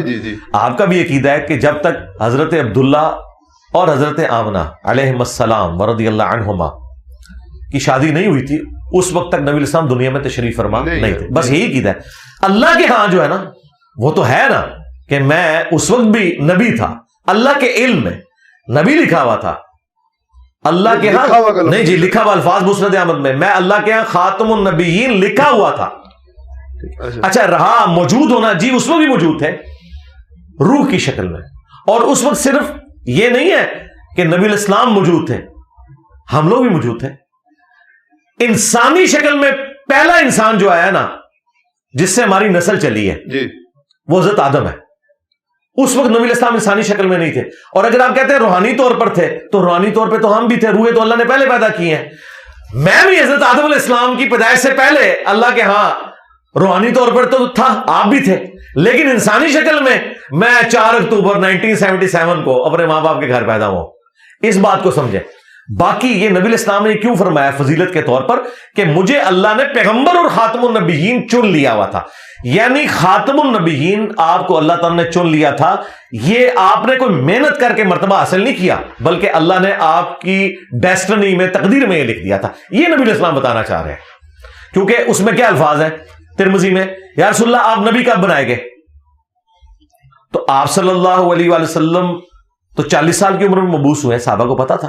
لیکن آپ نے کیا فرمایا, میں اللہ کے ہاں اس وقت بھی نبی تھا جب آدم مٹی اور پانی کے درمیان تھے. وہ اللہ کے علم میں فزیکلی موجود نہیں تھے. اچھا مجھے بتائیں, اگر فزیکلی تھے تو نبی علیہ السلام کے جد امجد ہم حضرت ابراہیم کو کیوں کہتے ہیں؟ ابراہیم تو نبی علیہ السلام کی اولاد میں ہونے چاہیے. اگر نبی علیہ السلام پہلے سے ہیں, ہم کیا کہتے ہیں کہ ان کے جد امجد حضرت آدم کی اولاد سے ہے نا. نبی علیہ السلام فرمایا نا, میں اللہ کے یہاں خاتم النبیین لکھا تھا جب آدم علیہ السلام مٹی اور پانی کے درمیان تھے. میں دعائے ابراہیم ہوں, میں عیسیٰ کی بشارت ہوں, میں اپنی ماں کا وہ خواب ہوں جو انہوں نے پیدائش کے وقت دیکھا کہ ان کے لیے شام کے محلات روشن ہو گئے. تو نبی علیہ السلام اپنے آپ کو ابراہیم کی اولاد مانتے تھے, اسماعیل علیہ السلام کی اولاد مانتے تھے. تو کیوں مانتے تھے؟ تو بگوٹن اعتبار سے نبی علیہ السلام حضرت آدم علیہ السلام سے پہلے نہیں ہے, وہ آخری نبی ہے. لیکن اگر روحانی اعتبار سے دیکھا جائے تو تمام روحیں, خواہ وہ کفار کی روحیں ہیں, انسانوں کی روحیں ہیں, ان میں بھی نیک بندوں کی ہیں, بدکاروں کی ہیں, وہ سب کی سب روحیں پہلے موجود تھی. وہ روح جسم میں جب آئی ہے نا, پہلا جو انسان ہے وہ آدم علیہ السلام ہے. ہاں, نہ حضرت ابراہیم ہے, نہ حضرت موسیٰ ہے, نہ حضرت عیسیٰ ہے, نہ نبی صلی اللہ علیہ وآلہ وسلم ہے. انسانیت کی ابتدا جو ہے حضرت آدم علیہ السلام سے ہوئی ہے. ابھی میں وہ سائنٹیفک بحث نہیں کر رہا کہ حضرت آدم علیہ السلام سے پہلے انسان کس شکل میں تھے, ان انسانوں کی بات نہیں کر رہا. جو پراپر جن کو اللہ تعالیٰ نے خلیفہ بنایا وہ آدم علیہ السلام ہے. ٹھیک ہو گیا. اچھا سر, ایک اور عقیدہ بڑا بیان کیا جاتا ہے, آپ کہا جاتا ہے کہ آپ محمد ابن عبد الوہاب سے بہت زیادہ متاثر ہیں. آپ خود کو وہابی بھی نہیں کہنے دیتے, ان سے بھی متاثر ہیں. اور یہ بھی کہا جاتا ہے کہ انہوں نے ہی سب سے پہلے میلاد کے خلاف بات کی اور مزارات گرائے, سارے معاملات کیے. تو آپ ان سے بھی متاثر ہیں, خود کو وہابی بھی نہیں کہنے دیتے, یہ کیا معاملہ ہے؟ میں تو اعلیٰ حضرت سے بھی متاثر ہوں, میں تو باپا جانی سے بھی متاثر ہوں. تو متاثر ہونے کا مطلب یہ نہیں ہے کہ کسی کے غلط نظریات کو ہم انڈورس کریں گے. اچھا, باقی رہ گیا محمد بن عبد الوہاب صاحب, ان سے پہلے ابن تیمیہ نے بھی اس میلاد کے اوپر گرفت کی ہے, اقتداء الصراط المستقیم. اگرچہ اس میں ان سے تھوڑی مس ہینڈلنگ ہوئی, انہوں نے کہا کہ اس کے پیچھے جو نیت ہے اس پہ ثواب ہوگا, عمل یہ بدعت ہے. ہم تو ان باتوں کو غلط سمجھتے ہیں. ہم یہ کہتے ہیں کہ یہ مروجہ میلاد جو ہے یہ نبی الاسلام سے ثابت نہیں ہے. ہاں, جو وہ والا میلاد ہے جس کا میں نے ذکر کیا وہ آپ ضرور کریں, روزہ بھی رکھیں, جمعے کے خطبات میں نبی الاسلام کی مبارک سیرت کا, صورت کا, آپ کے معجزات کا ذکر کریں. رہ گیا محمد بن عبد الوہاب صاحب کے نظریات, ان کی جو بات قرآن و سنت کے مطابق ہے وہ ہم لے لیتے ہیں, جو نہیں ہے وہ ہم نہیں لیتے. آپ محمد بن عبد الوہاب کی بات کر رہے ہیں, ان کو تو بمشکل 200-250 سال ہوئے ہیں. ہم تو بات بخاری مسلم کی کر رہے ہیں. اس کی وجہ سے کوئی مجھے کہنا شروع کر دے گا کہ میں امام بخاری کا ماننے والا ہوں. میں نبی الاسلام کی احادیث کی بات کرتا ہوں. میرا 1 یا 2 لیکچر ہے محمد بن عبد الوہاب صاحب کے بارے میں, وہ بھی کلپ ہے جس میں ان کے اوپر الزام لگایا گیا تھا کہ انہوں نے کہا تھا کہ میں روزہ رسول ختم کر دوں گا. میں نے کہا تھا جھوٹوں پہ اللہ کی لعنت, انہوں نے کبھی نہیں کہا. وہ اختلاف صرف گنبد خضرا پر ہے, اور وہ بالکل درست ہے. گنبد خضرا تو 678 ہجری میں رکھا گیا. پہلے 650 سال کے مسلمانوں نے گنبد خضرا کیوں نہیں رکھا جبکہ ٹیکنالوجی بھی تھی؟ آیا صوفیہ استنبول میں جو ہے نا, یہ نبی الاسلام کی پیدائش سے بھی 35 سال پہلے بنا ہے. گنبد خضرا سے بھی کتنا بڑا وہ گنبد ہے. صحابہ کرام نے سونے کا گنبد رکھ دینا تھا اگر جائز ہوتا. حضرت عمر کے پاس آج کا اربوں ڈالر جزیہ رومن امپائر کا آتا تھا, لیکن انہیں پتا تھا کہ مسلم کی حدیث ہے, میں تمہیں منع کرتا ہوں قبروں کو پکا کرنے سے, قبروں پر عمارت بنانے سے اور ان پر بیٹھنے سے. صحابہ تابعین تبع تابعین نے کام نہیں کیا. حالانکہ تابعین کے دور میں کچھ صحابہ بھی زندہ تھے تو یہ قبۃ الصخرہ بنایا گیا, ڈوم آف دا راک, گولڈن ڈوم جو یروشلم میں. عبد الملک بن مروان نے بنوایا تھا یہ, لیکن اسی دور میں اس نے روزہ رسول کے اوپر کوئی گنبد نہیں بنوایا. اسے پتا تھا کہ یہ کام غلط ہے.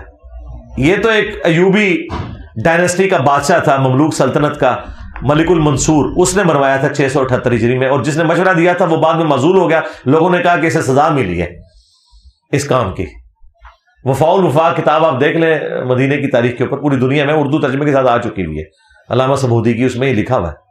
لیکن گنبد خضرا اگر آپ گرا دیں تو کفار کیا سوچیں گے؟ وہ ایک سمبولک بن گیا مدینے کے حوالے سے، رسول اللہ کی قبر کا ایک نشانی وہ بن گئی، سمبولک چیز ہے، تو وہ کیا سوچیں گے؟ جی اپنے ہی نبی کے اوپر سے وہ ایک معاملہ ہٹا رہے ہیں.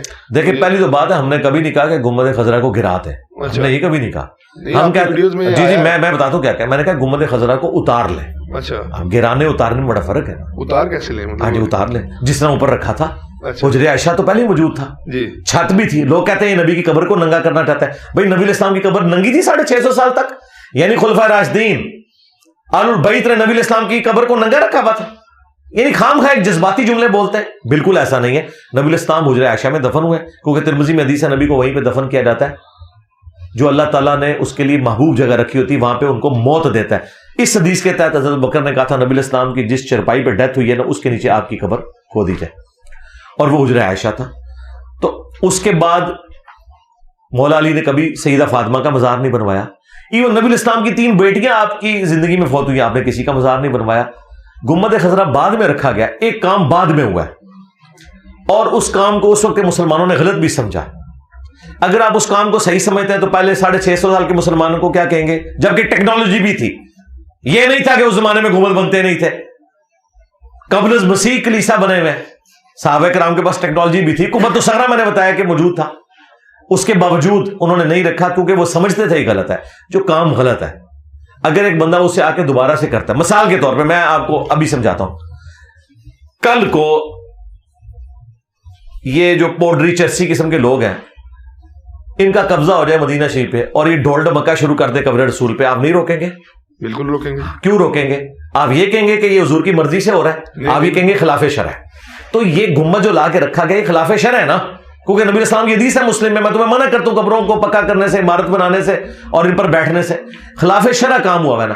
اور یہ دیکھیں یہ کہتے ہیں کہ جی یہ کیسے ہو سکتا ہے کہ اللہ کے نبی کی قبر کے اوپر خلاف شرع کام ہو جائے، اللہ تعالیٰ حفاظت کرنے والا ہے. پھر بڑا خطرناک کھیل میں کھیلوں گا آپ کے ساتھ. پھر تو میں یہ کہوں گا کہ امام کعبہ بھی اللہ کی مرضی سے ہے اور مسجد نبی کا امام بھی اللہ کی مرضی سے ہے، تو تم اس کے پیچھے نماز کیوں نہیں پڑھتے؟ پھر ہمیں کہیں گے نہیں جی وہ تو یزید بھی آ گیا تھا. وہ ایک جگہ تو ہونا، ایک ٹکٹ کتنے مزے کر رہے تھے. ٹھیک ہے. اچھا قبۃ الصغریٰ بھی تو ایک ڈوم آف دی راک اسے کہا جاتا ہے، ایک پتھر تھا جس سے حضور معراج میں گئے، تو اس میں بھی تو بنا دیا گیا گنبد. تو ایک پتھر کی تعظیم کی خاطر وہ گنبد بنا دیا، تو حضور کے اگر بنا دیا تو اس بعد والوں میں بے شک بنایا، لیکن اس میں کیا حرج ہو گیا؟ لاجیکلی آپ کی بات درست ہے جی. تو یہ اس زمانے میں جنہوں نے یہ بنوایا تھا ان کو قبر رسول پہ گنبد بنانے کا خیال کیوں نہیں ہے؟ اس وجہ سے کہ مسلم شریف میں جو ممانعت ہے نا وہ قبر پر عمارت بنانے کی ہے. آپ مسجد کے اوپر بھی گنبد بنا لیں کوئی مسئلہ نہیں ہے، قبر کے اوپر عمارت نہیں بنا سکتے. اصل اختلاف یہ ہے. تو قبۃ الصخرہ کسی کی قبر پہ نہیں بنا ہوا، وہ اس راک کے اوپر بنا ہوا ہے. نبی الاسلام نے اگر قبروں پر عمارت بنانے سے منع نہ کیا ہوتا نا تو میں کہتا ہوں کہ نبی الاسلام کی قبر مبارک پہ سونے کا گنبد بنا کے رکھنا چاہیے تھا. ہمارے لیے پروٹوکول والی بات ہے کہ ہم یہ کریں، ٹھیک ہے، کہ ہم نبی الاسلام کو اس حوالے سے تعظیم دیتے ہیں. لیکن چونکہ آپ علیہ السلام نے منع فرما دیا، جب آپ کوئی چیز منع کرتے، آپ مجھے بتائیں کیا سجدہ کرنا اس سے بڑی کو تعظیم ہو سکتی ہے؟ نہیں، بالکل نہیں. حضرت آدم علیہ السلام کو فرشتوں نے سجدہ کیا تو آدم علیہ السلام کی تعظیم کی نا. یوسف علیہ السلام کو ان کے بھائیوں نے سجدہ کر کے ان کی تعظیم کی نا. تو ہم کتنے بدبخت ہیں کہ اپنے نبی کو سجدہ کر کے ان کی تعظیم بجا نہیں لاتے. تو آپ کیا کہیں گے؟ اب حرام قرار دے دیا بس. لیکن وہ جو سجدے ہوئے ہیں ان کو ہم غلط اس لیے نہیں کہہ رہے کہ اس وقت تک جائز تھا تعظیمی، اب ہم اس کو حرام سمجھتے ہیں. کیونکہ ابو داؤد میں حدیث ہے میں سجدہ جائز سمجھتا تو بیویوں سے کہتا کہ اپنے خامدوں کو کریں. اور یہ اس موقع پہ آپ نے ارشاد فرمایا کہ جب ایک صحابی نے حضور کو سجدہ کیا، آپ فرمایا سر اٹھا کیا کر رہا ہے؟ کیا جب میں فوت ہو جاؤں گا تم میری قبر سے گزرو گے، میری قبر پہ بھی سجدہ کرو گے؟ انہوں نے کہا نہیں یا رسول اللہ. تو فرمایا مجھے بھی سجدہ نہ کرو. اگر میں سجدہ جائز سمجھتا تو بیویوں سے کہتا کہ اپنے خامدوں کو سجدہ کریں اس حق کے سبب جو اللہ تعالیٰ نے دیا. سجدہ جو تعظیم کا اعلیٰ ترین درجہ تھا، جو ہمارا دل کرتا ہے کہ ہم اپنے نبی کو کرتے، لیکن نبی نے منع کر دیا. وہ اعلیٰ حضرت نے بھی شعر کہا ہے، سر سوئے روزہ جھکا پھر تجھ کو کیا، دل تھا ساجد نج دیا پھر تجھ کو کیا. وہ کہہ رہے دل میرے سجدے میں تھا لیکن سر بس تھوڑا سا جھکا ہے. سجدہ میں اس لیے نہیں کر سکتا کہ نبی الاسلام کی اجازت نہیں ہے، لیکن دل سجدے میں ہی ہے. میں تو خیر اس کے ساتھ بھی ایگری نہیں کرتا. دل کی اجازت پتہ نہیں انہوں نے کہاں سے لے لی ہے. ہم تو کہتے ہیں نبی الاسلام نے منع فرمایا تو منع, بس دیٹس آل. لیکن یہ فتنے کا باعث بنے گا نا اگر گنبد خضرا کو ہٹا دیا جاتا ہے تو کتنے مسلمانوں کا. ہاں اس کے اوپر میں مانتا ہوں جی, اسی وجہ سے سعودی حکومت نے نہیں ہٹایا. ہاں جی, تو انہوں نے نہیں ٹھیک کیا یا نہیں کیا, آپ مطلب اس کو یوں ہی سمجھیں جو بخاری مسلم حدیث ہے, اے عائشہ تیری قوم نئی نئی جھالی سے نہ پھری ہوتی تو میں حتیم کو توڑ کے قبلے میں داخل کرتا. لیکن اس کا یہ مطلب نہیں کہ حضور خوش ہیں کہ کعبہ جو ہے وہ اس طرح ہو. نبی السلام نے کہا میری خواہش ہے کہ کعبے کو ابراہیمی بنیادوں کے اوپر تعمیر کروں, اور بخاری مسلم میں ہے کہ عبداللہ ابن زبیر نے کر بھی دیا تھا. یہ تو حجاج ابن یوسف نے پنگا کیا ہے, ادروائز حتیم کعبے میں داخل ہو چکا تھا. اور انہوں نے تصدیق کی تھی اما عائشہ سے. اما عائشہ نے کہا نبی الاسلام کی خواہش تھی, تو ان کا اما آج تو اسلام غالب ہے, میں خواہش پوری کروں گا. انہوں نے یہ کر دیا تھا. یہ حجاج نے توڑوا کے نا وہ آل زبیر اور آل امیہ کی ضد میں آ کے اس نے دوبارہ سے وہ کیا. اگر نہ ہوا ہوتا نا آج حتیم کعبے کے اندر ہی ہونا تھا. میں کہتا ہوں سعودی حکومت جتنی سٹرونگ تھی نا, ان کا یہ کام بنتا تھا کہ کنسنسس کے ساتھ, کسی نے بھی نہیں بولنا تھا. وقتی طور پہ بولتے خاموش ہو جاتا ہے, لیکن کم از کم یہ مزارات جو دنیا میں بن رہے ہیں اس کی بنیاد کے اوپر, تو اگر نہیں کر سکے تو انشاءاللہ ہم امام مہدی کا انتظار کر رہے ہیں. امام مہدی انشاءاللہ یہ کام کریں گے, انشاءاللہ سنت کو اسٹیبلش کریں گے انشاءاللہ. قبر رسول پہ جانے کا آپ کا کیا عقیدہ ہے کہ وہاں پہ جانے کا کتنا ثواب ہے؟ میں نے تو سنا ہے جو وہابیزم کے ماننے والے ہیں وہ تو قبر رسول پہ جانے کے انکار ہیں, بلکہ شعر بھی آیا کہ اے ظاہر بتھا تو چلا جا مدینے کو اور ابلیس تو تجھے روکے گا, اس طرح کا کوئی شعر بھی پڑھا جاتا ہے. پتہ نہیں باقاعدہ طور پہ روکتے بھی ہیں وہابی کچھ نا؟ نہیں کوئی وہابی نہیں روکتا, ہم وہابیوں کے کوئی نمائندہ نہیں ہے, لیکن بالکل جھوٹ ہے. دیکھیں مفتی اعظم سعودیہ نے ایک کتاب چھاپی ہوئی ہے جس میں روزہ شریف کی حاضری کا لکھا ہوا ہے. اس میں انہوں نے باقاعدہ لکھا ہے کہ نبی الاسلام اپنی وفات کے بعد بھی اسی طریقے سے قابل احترام ہے جس طرح اپنی زندگی میں آپ کی قبر مبارک کے پاس بلند نہ کی جائے آواز. اور باقاعدہ انہوں نے وہی طریقہ لکھا ہے جو اہل سنت کے ہاں کتابوں میں ہے, 4 کتابوں میں, الموطا امام مالک میں, سنن کبری البیہقی میں, المصنف ابن ابی شیبہ میں, فضل الصلاۃ علی النبی میں, کہ عبداللہ بن عمر جب بھی سفر پہ جاتے یا واپس آتے پہلے مسجد نبی میں 2 نفل پڑھتے, اس کے بعد قبر رسول پر حاضر ہو کر پڑھتے السلام علیک یا رسول اللہ. پھر حضرت ابو بکر کی قبر پر آ کر عرض کرتے السلام علیک یا ابا بکر, پھر السلام علیک یا عمر. یہ آپ کی روٹین تھی. تو السلام علیک یا رسول اللہ قبر رسول پر پڑھنا اس کے اوپر امت کا اجماع ہے. بلکہ میں آپ کو بتاؤں جو سعودیہ کا چینل ہے نا جو لائیو آ رہا ہوتا ہے مسجد نبوی سے, وہ جب اذان سے پہلے روزہ شریف کے سامنے کیمرے کو لے کے آتے ہیں تو وہ بھی پڑھ رہا ہوتا ہے السلام علیکم یا رسول اللہ, کیونکہ وہ لائیو آ رہا ہوتا ہے. اور اس لائیو چینل پہ میں بھی الحمدللہ جتنی بار سامنے آؤں میں السلام علیکم یا رسول اللہ پڑھتا ہوں. ایون ہمارے لائیو سٹریم میں ایک بندہ آ گیا تھا اور وہ ریئل ٹائم روزہ شریف پہ کھڑا تھا. اس نے جعلی شریف سے نہیں, باہر گمبد کی سیدھ میں کھڑے ہو کر جب اس نے وہ کیمرہ دکھایا تو میں نے السلام علیکم یا رسول اللہ ویڈیو میں پڑھا, کیونکہ نبی السلام کا روزہ شریف میرے سامنے تھا. ٹھیک ہے, وہ تو ویڈیو میں سامنے تھا, تو پھر اس میں تو بس سامنے نہیں, میں ویسے بھی نماز میں پڑھتا ہوں. اچھا السلام علیکم ایھا النبی. لیکن عقیدہ کیا ہے جو بخاری مسلم میں ہے کہ جب تم پڑھو گے السلام علینا وعلی عباد اللہ الصالحین تو زمین و آسمان میں تمام نیک بندوں تک اللہ تعالیٰ تمہارا سلام پہنچا دے گا. ہم السلام علیکم یا رسول اللہ پڑھتے ہیں, نماز میں بھی پڑھتے ہیں, نماز کے علاوہ بھی پڑھتے ہیں, لیکن پیچھے جو عقیدہ ہے نا وہ یہ ہے کہ ہمارا صلاۃ و سلام اللہ تعالیٰ اپنے نبی تک پہنچاتا ہے. یہ یہاں پہ آگے اختلاف ہو جاتا ہے جب آپ کہتے ہیں وہ خود سنتے ہیں, دور و نزدیک کے سننے والے وہ کان, یہ جو آپ کرتے ہیں نا اس میں ہم کہتے ہیں کہ یار یہ آپ غلو کر رہے ہیں دین میں. نبی الاسلام نے فرمایا اللہ تعالیٰ پہنچاتے تھے بس. مطلب فرشتے اگر پہنچا سکتے ہیں تو رسول اللہ صلی اللہ علیہ وسلم کی اتنا کہ نہیں کہ خود سن لیں فرشتے تو آپ سے بالکل. جی نبی الاسلام کا پروٹوکول ہے, فرشتے ان تک پہنچاتے ہیں. اچھا, نبی الاسلام کے اوپر اگر آپ نے کوئی چیز منسوب کرنی ہے جی تو وہ دین سے ثابت بھی ہونی چاہیے نا. کل کو آپ یہ کہیں گے کہ حضرت عیسیٰ کا پروٹوکول تو یہ ہے کہ انہیں ابھی تک موت نہیں آئی, حضرت عیسیٰ زندہ ہے نا, لیکن ہمارے نبی تو فوت ہو چکے ہیں, آخرت کی زندگی میں زندہ ہیں, دنیا سے تو فوت ہو گئے. حضرت عیسیٰ علیہ السلام پچھلے آلموسٹ 2000 سال سے تو زندہ ہیں آسمانوں پہ, اور ابھی پتہ نہیں کتنے ہزار سال تک انہوں نے زندہ رہنا ہے. تو کرسچنز کہتے ہیں دیکھو پھر ہمارا نبی تو ابھی تک زندہ ہے. تو ہم یہ کہتے ہیں کہ بھائی اس طریقے سے آپ مراتب کو کمپیئر کروا کے کوئی رزلٹ نہیں نکال سکتے. ہم تو انبیاء کی بھی انبیاء پہ جزوی فضیلت مانتے ہیں.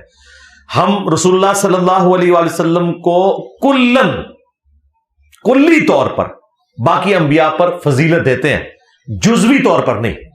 جزوی طور پر بعض انبیاء کو نبی الاسلام پر فضیلت ہے. مثلا وَكَلَّمَ اللَّهُ مُوسَىٰ تَكْلِيمًا, اس پلینٹ ارتھ پہ صرف موسیٰ علیہ السلام ہے جن کے ساتھ اللہ نے کلام کیا ہے.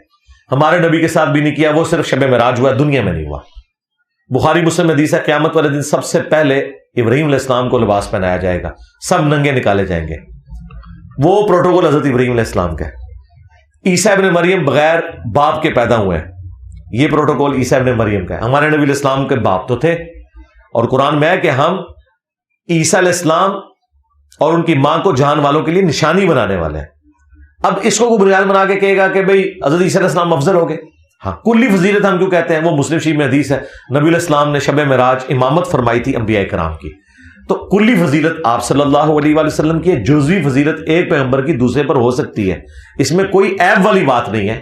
صحابہ کرام میں بھی جزوی فضائل ایک صحابی کے دوسرے کے اوپر ہیں, ٹھیک ہے. یہ ہو سکتا ہے کہ کسی معاملے میں ایک بندے کو ایسی فضیلت مل جائے جو دوسرے کو نہیں ہے, یہ پروٹوکول والی بات ہے, اللہ تعالیٰ کسی کو عطا فرما دے, اس کی بنیاد کے اوپر آپ آپس میں جھگڑا نہیں کریں گے. تو نبی صلی اللہ علیہ وآلہ وسلم کے بارے میں ہمارا یہ عقیدہ ہے کہ آپ تمام انبیاء سے افضل ہیں. لیکن اگر آپ یہ کہیں گے تمام انبیاء تیرے در کے سوالی, یہ بات غلط ہو جائے گی. ہاں, قیامت کے دن ہر کوئی رسول اللہ کی طرف متوجہ ہوگا شفاعت کے لیے, اور وہ بھی بالاذن ہوگی. وہ نبی علیہ السلام کے سوالی نہیں ہے, وہ اللہ کے سوالی ہیں, نبی علیہ السلام تک پہنچے. لیکن اس کو بنیاد بنا کے آپ دنیا میں تو نبی علیہ السلام سے نہیں مانگیں گے نا.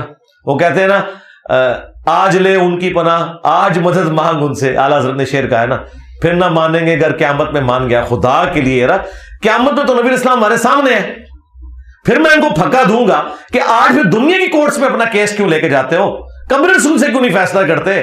سورہ النساء کی آیت نمبر 65 کے تحت کہ نبی کو اپنا حاکم مانو, تو یہ کیا کہیں گے کہ نبی علیہ السلام دنیا سے جا چکے, اب ہم دنیا کی کورٹس میں ہی جائیں گے, تو ہم آپ کو گستاخ رسول کہیں گے. بھائی نبی علیہ السلام کا دنیا سے جانے کے بعد وہ والا رشتہ نہیں ہے اس دنیا کے ساتھ جو آپ کا دنیا کی زندگی میں تھا. ہمارا صراط والسلام آپ تک پہنچتا ہے. ہم تو اس حدیث کو بھی صحیح مانتے ہیں ابو داؤد میں کہ جو شخص قبر رسول پر پڑھتا ہے السلام علیکم یا رسول اللہ, تو نبی علیہ السلام اس کے سلام کا جواب بھی دیتے ہیں. آپ نے فرمایا میری روح اللہ تعالیٰ لوٹا دے گا, میں اس کے سلام کا جواب دوں گا, لیکن وہ جواب ہم سنیں گے نہیں. نہ ہمارا سلام حضور سنتے ہیں, بلکہ اللہ ان تک پہنچاتا ہے اور وہ سننے کے بعد ہمیں دعا دے دیتے ہیں. اور یہ پروٹوکول صرف قبر رسول کا ہے, یہاں سے بھی ہمارا سلام پہنچ رہا ہے. سنن نسائی میں حدیث ہے, زمین میں فرشتے سے یاد کرتے ہیں, میرے امتیوں کا سلام میرے تک پہنچاتے ہیں. نبی علیہ السلام تک ہمارا سلام پہنچتا ہے, آپ جواب بھی دیتے ہیں. لیکن یہ سب کا سب برزخی معاملہ ہے, فزیکل نہیں ہے کہ کسی کو روزہ شریف سے اندر سے آواز آ جائے. ورنہ بریلویوں کو آواز آئے دیوبندی نہیں مانتے, دیوبندیوں کو آئے بریلوی نہیں مانتے, اور ہم دونوں کی بات نہیں مانتے. ہم کہتے ہیں کہ یار سیدہ فاطمہ تو اس غم سے فوت ہو گئی ہے کہ میں اپنے باپ کی آواز نہیں سن سکوں گی. تم لوگ کہتے ہو کہ قبر رسول پہ جا کے شیخ احمد رفاعی کے لیے نبی علیہ السلام نے 555 ہجری میں ہاتھ مبارک نکال لیا. جھوٹ بول رہے ہیں. اچھا, اس کے علاوہ یہ تھا کہ آپ قبر رسول پہ صلی اللہ علیہ وسلم حاضری کے ثواب کے بھی منکر ہیں؟ نہیں, کوئی منکر نہیں ہے. ہم کہتے ہیں اس پلانٹ ارتھ پہ اچھا نفلی عبادات میں سب سے افضل عبادت قبر رسول کی حاضری ہے, اس میں کوئی شک نہیں ہے. جو لوگ مدینہ شریف ہیں انہیں تو دن میں جتنی دفعہ موقع ملے رسول اللہ کی قبر پہ حاضر ہوں, کیونکہ یہ تو پروٹوکول ہے. جو قبر پر سلام عرض کرتا ہے نبی علیہ السلام اس کا جواب خود دیتے ہیں, اچھا ایٹ دا اسپاٹ دیتے ہیں, کیونکہ الفاظ ہیں اللہ تعالیٰ میری روح کو متوجہ کرے گا, میں اس کے سلام کا جواب دوں گا. ویسے تو ادھر کے سلام کا جواب بھی ہمیں مل رہا ہے, لیکن وہ بالکل نقد مل رہا ہے اسی وقت. تو آپ جائیں, بار بار جائیں, اس میں تو مطلب کوئی دوسری رائے نہیں ہے. وہ تو اس دنیا کا حصہ ہی نہیں ہے. قبر رسول تو جنت کے ٹکڑے میں. نبی علیہ السلام نے فرمایا میرے گھر سے لے کر میرے ممبر تک ریاض الجنہ ہے, جنت کے ٹکڑوں میں سے ایک ٹکڑا ہے. اور امام بخاری نے اس کے اوپر باب باندھا ہے کہ قبر رسول سے ممبر رسول جنت کا ٹکڑا ہے. امام بخاری نے کہا کہ قبر رسول جنت کا ٹکڑا ہے, اور اس کا اس دنیا سے کوئی تعلق ہی نہیں ہے, اس اعتبار سے کہ کوئی اس کے لیول کی فضیلت والی چیز ہو. ہم قبر رسول کو, مدینہ شریف کو مکہ سے بھی افضل سمجھتے ہیں. ہمارا جھگڑا یہ ہوتا ہے کہ جب یہ لوگ اللہ کے عرش کے ساتھ اسے کمپیئر کروانا شروع کر دیتے ہیں اور اپنی طرف سے چیزیں دین کے اندر داخل کرتے ہیں, تو وہ پھر زیادتی والی بات. اگر یہ کہے کہ نبی علیہ السلام اللہ کے عرش سے افضل ہے, بالکل ٹھیک ہے, عرش بھی مخلوق ہے, نبی علیہ السلام اشرف المخلوقات ہیں. لیکن جب یہ کہتے ہیں قبر رسول کی مٹی اللہ کے عرش سے افضل ہے, یہ پھر غلو ہو جاتا ہے. وہ کہتے ہیں جتنا حصہ حضور کی جسد مبارک کے ساتھ جو ہے ٹچ کیا ہوا ہے, تو وہ حصہ تو واقعہ نہیں, وجہ آپ جو جسم اطہر کے ساتھ جو چیز ٹچ کی ہوئی ہے. یہ پتہ کتنا خطرناک کھیل کھیل رہے ہیں. ہم اللہ کے لیے تو یہ تمثیل بیان نہیں کر سکتے نا کہ اللہ عرش پر ہے, اس طرح بھی میں مثال نہیں دے سکتا جس طرح میں اپنی کرسی پہ ہوں. یہ مثال ہی دینا چاہتے ہیں کہ جس عرش کے اوپر اللہ ہے نا اس کی فضیلت کم ہے, اور جس مٹی کے ٹکڑے کے اوپر نبی ہے نا اس کی فضیلت زیادہ ہے. یہ خطرناک شیطانی کھیل یہ کھیل رہے ہوتے ہیں اس وجہ سے ہم انہیں کنڈیم کرتے ہیں. جب ہم یہ بات کرتے ہیں وہ کہتے ہیں نہیں نہیں اللہ تعالیٰ کوئی عرش نے کوئی اللہ کو اٹھایا ہوا ہے. بھائی اللہ تو کہہ رہا ہے نا الرحمن علی العرش استوی, جو اعلیٰ حضرت نے صحیح ترجمہ کیا ہے, رحمان اپنے عرش پر مستوی ہوا جیسا کہ اس کی شان کے لائق ہے. بہرحال اللہ نے عرش کو اپنے ساتھ منسوب کیا ہے نا. اللہ کا پائے حکومت, پائے تخت کیا ہے؟ عرش. سورہ بنی اسرائیل میں ہے کہ اللہ کے ساتھ اگر کوئی اور الہ ہوتا تو ضرور عرش کا راستہ تلاش کرتا تاکہ اس پہ قبضہ کر لے.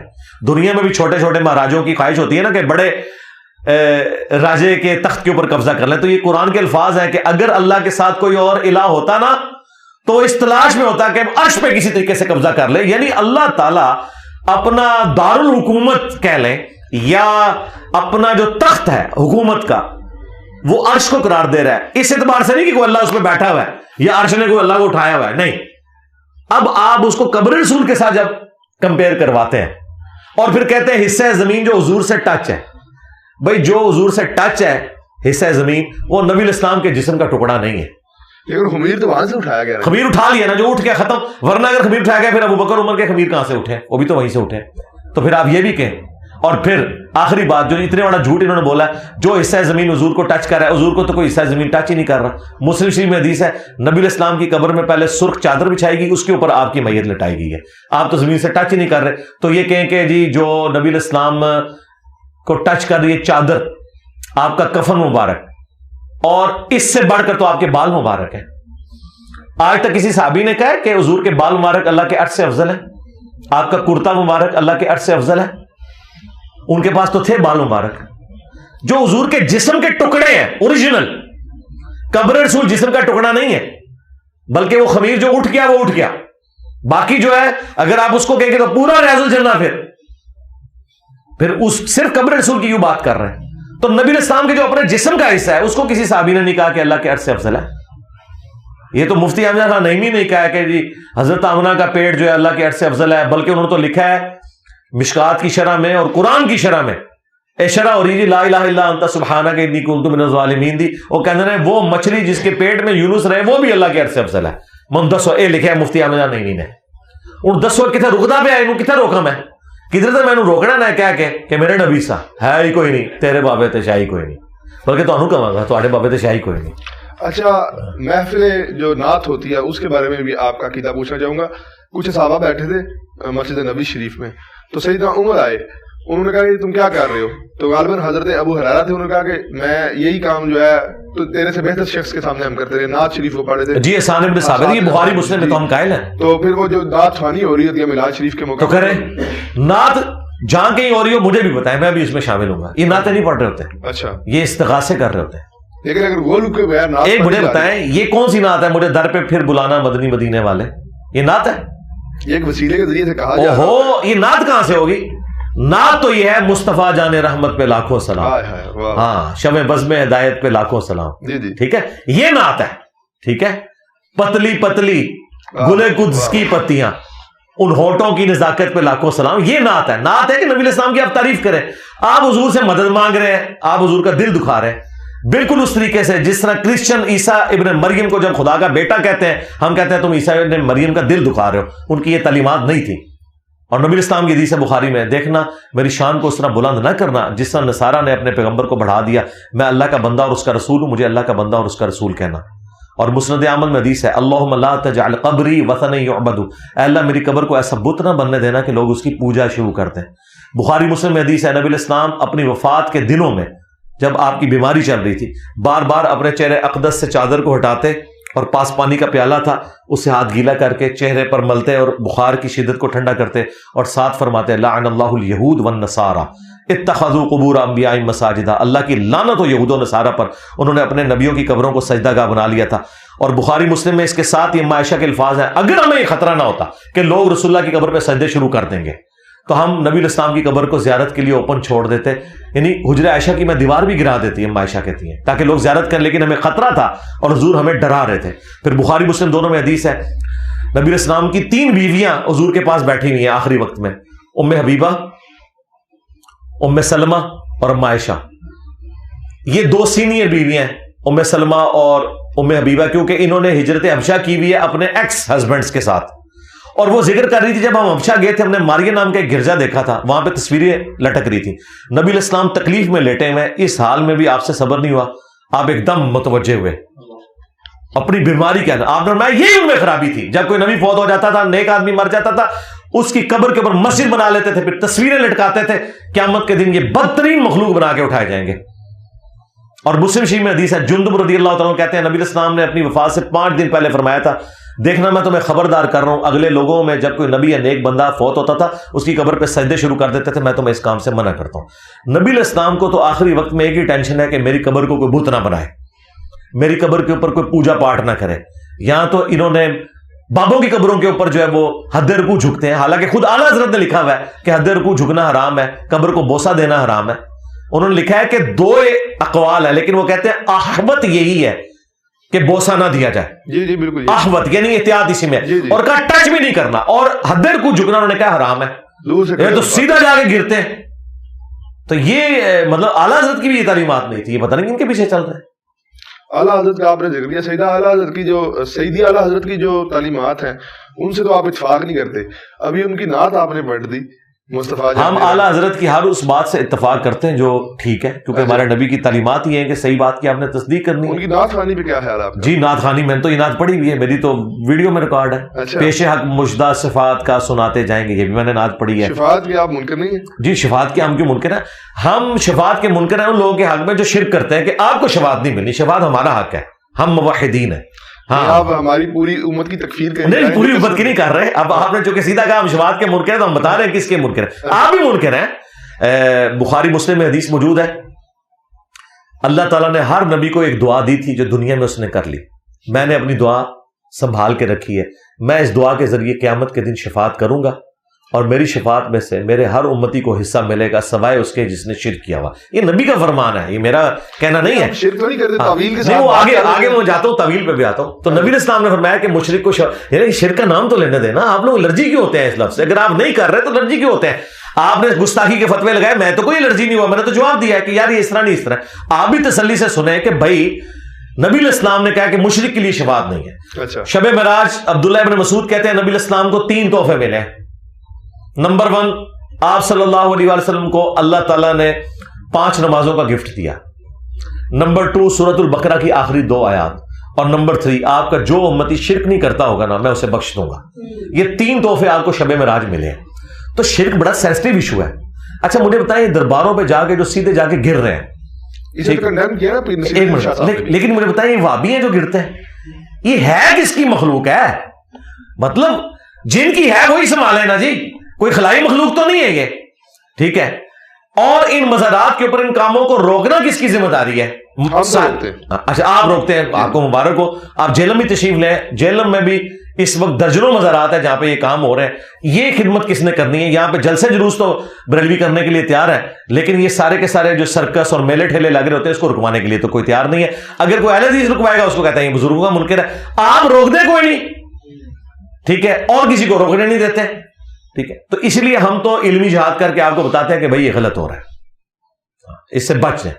تو ہم کوئی منکر نہیں ہے نا نعت خوانی کے، ہم کہتے ہیں نعت پڑھیں یار، نبی علیہ السلام کی تعریف بیان کریں.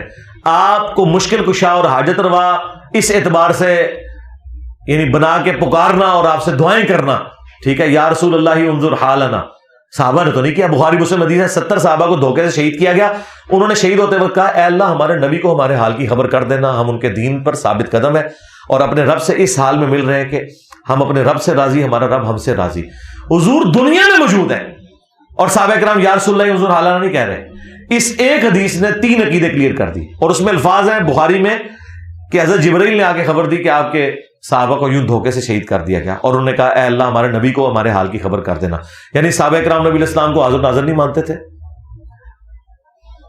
عالم الغیب نہیں مانتے تھے اس اعتبار سے.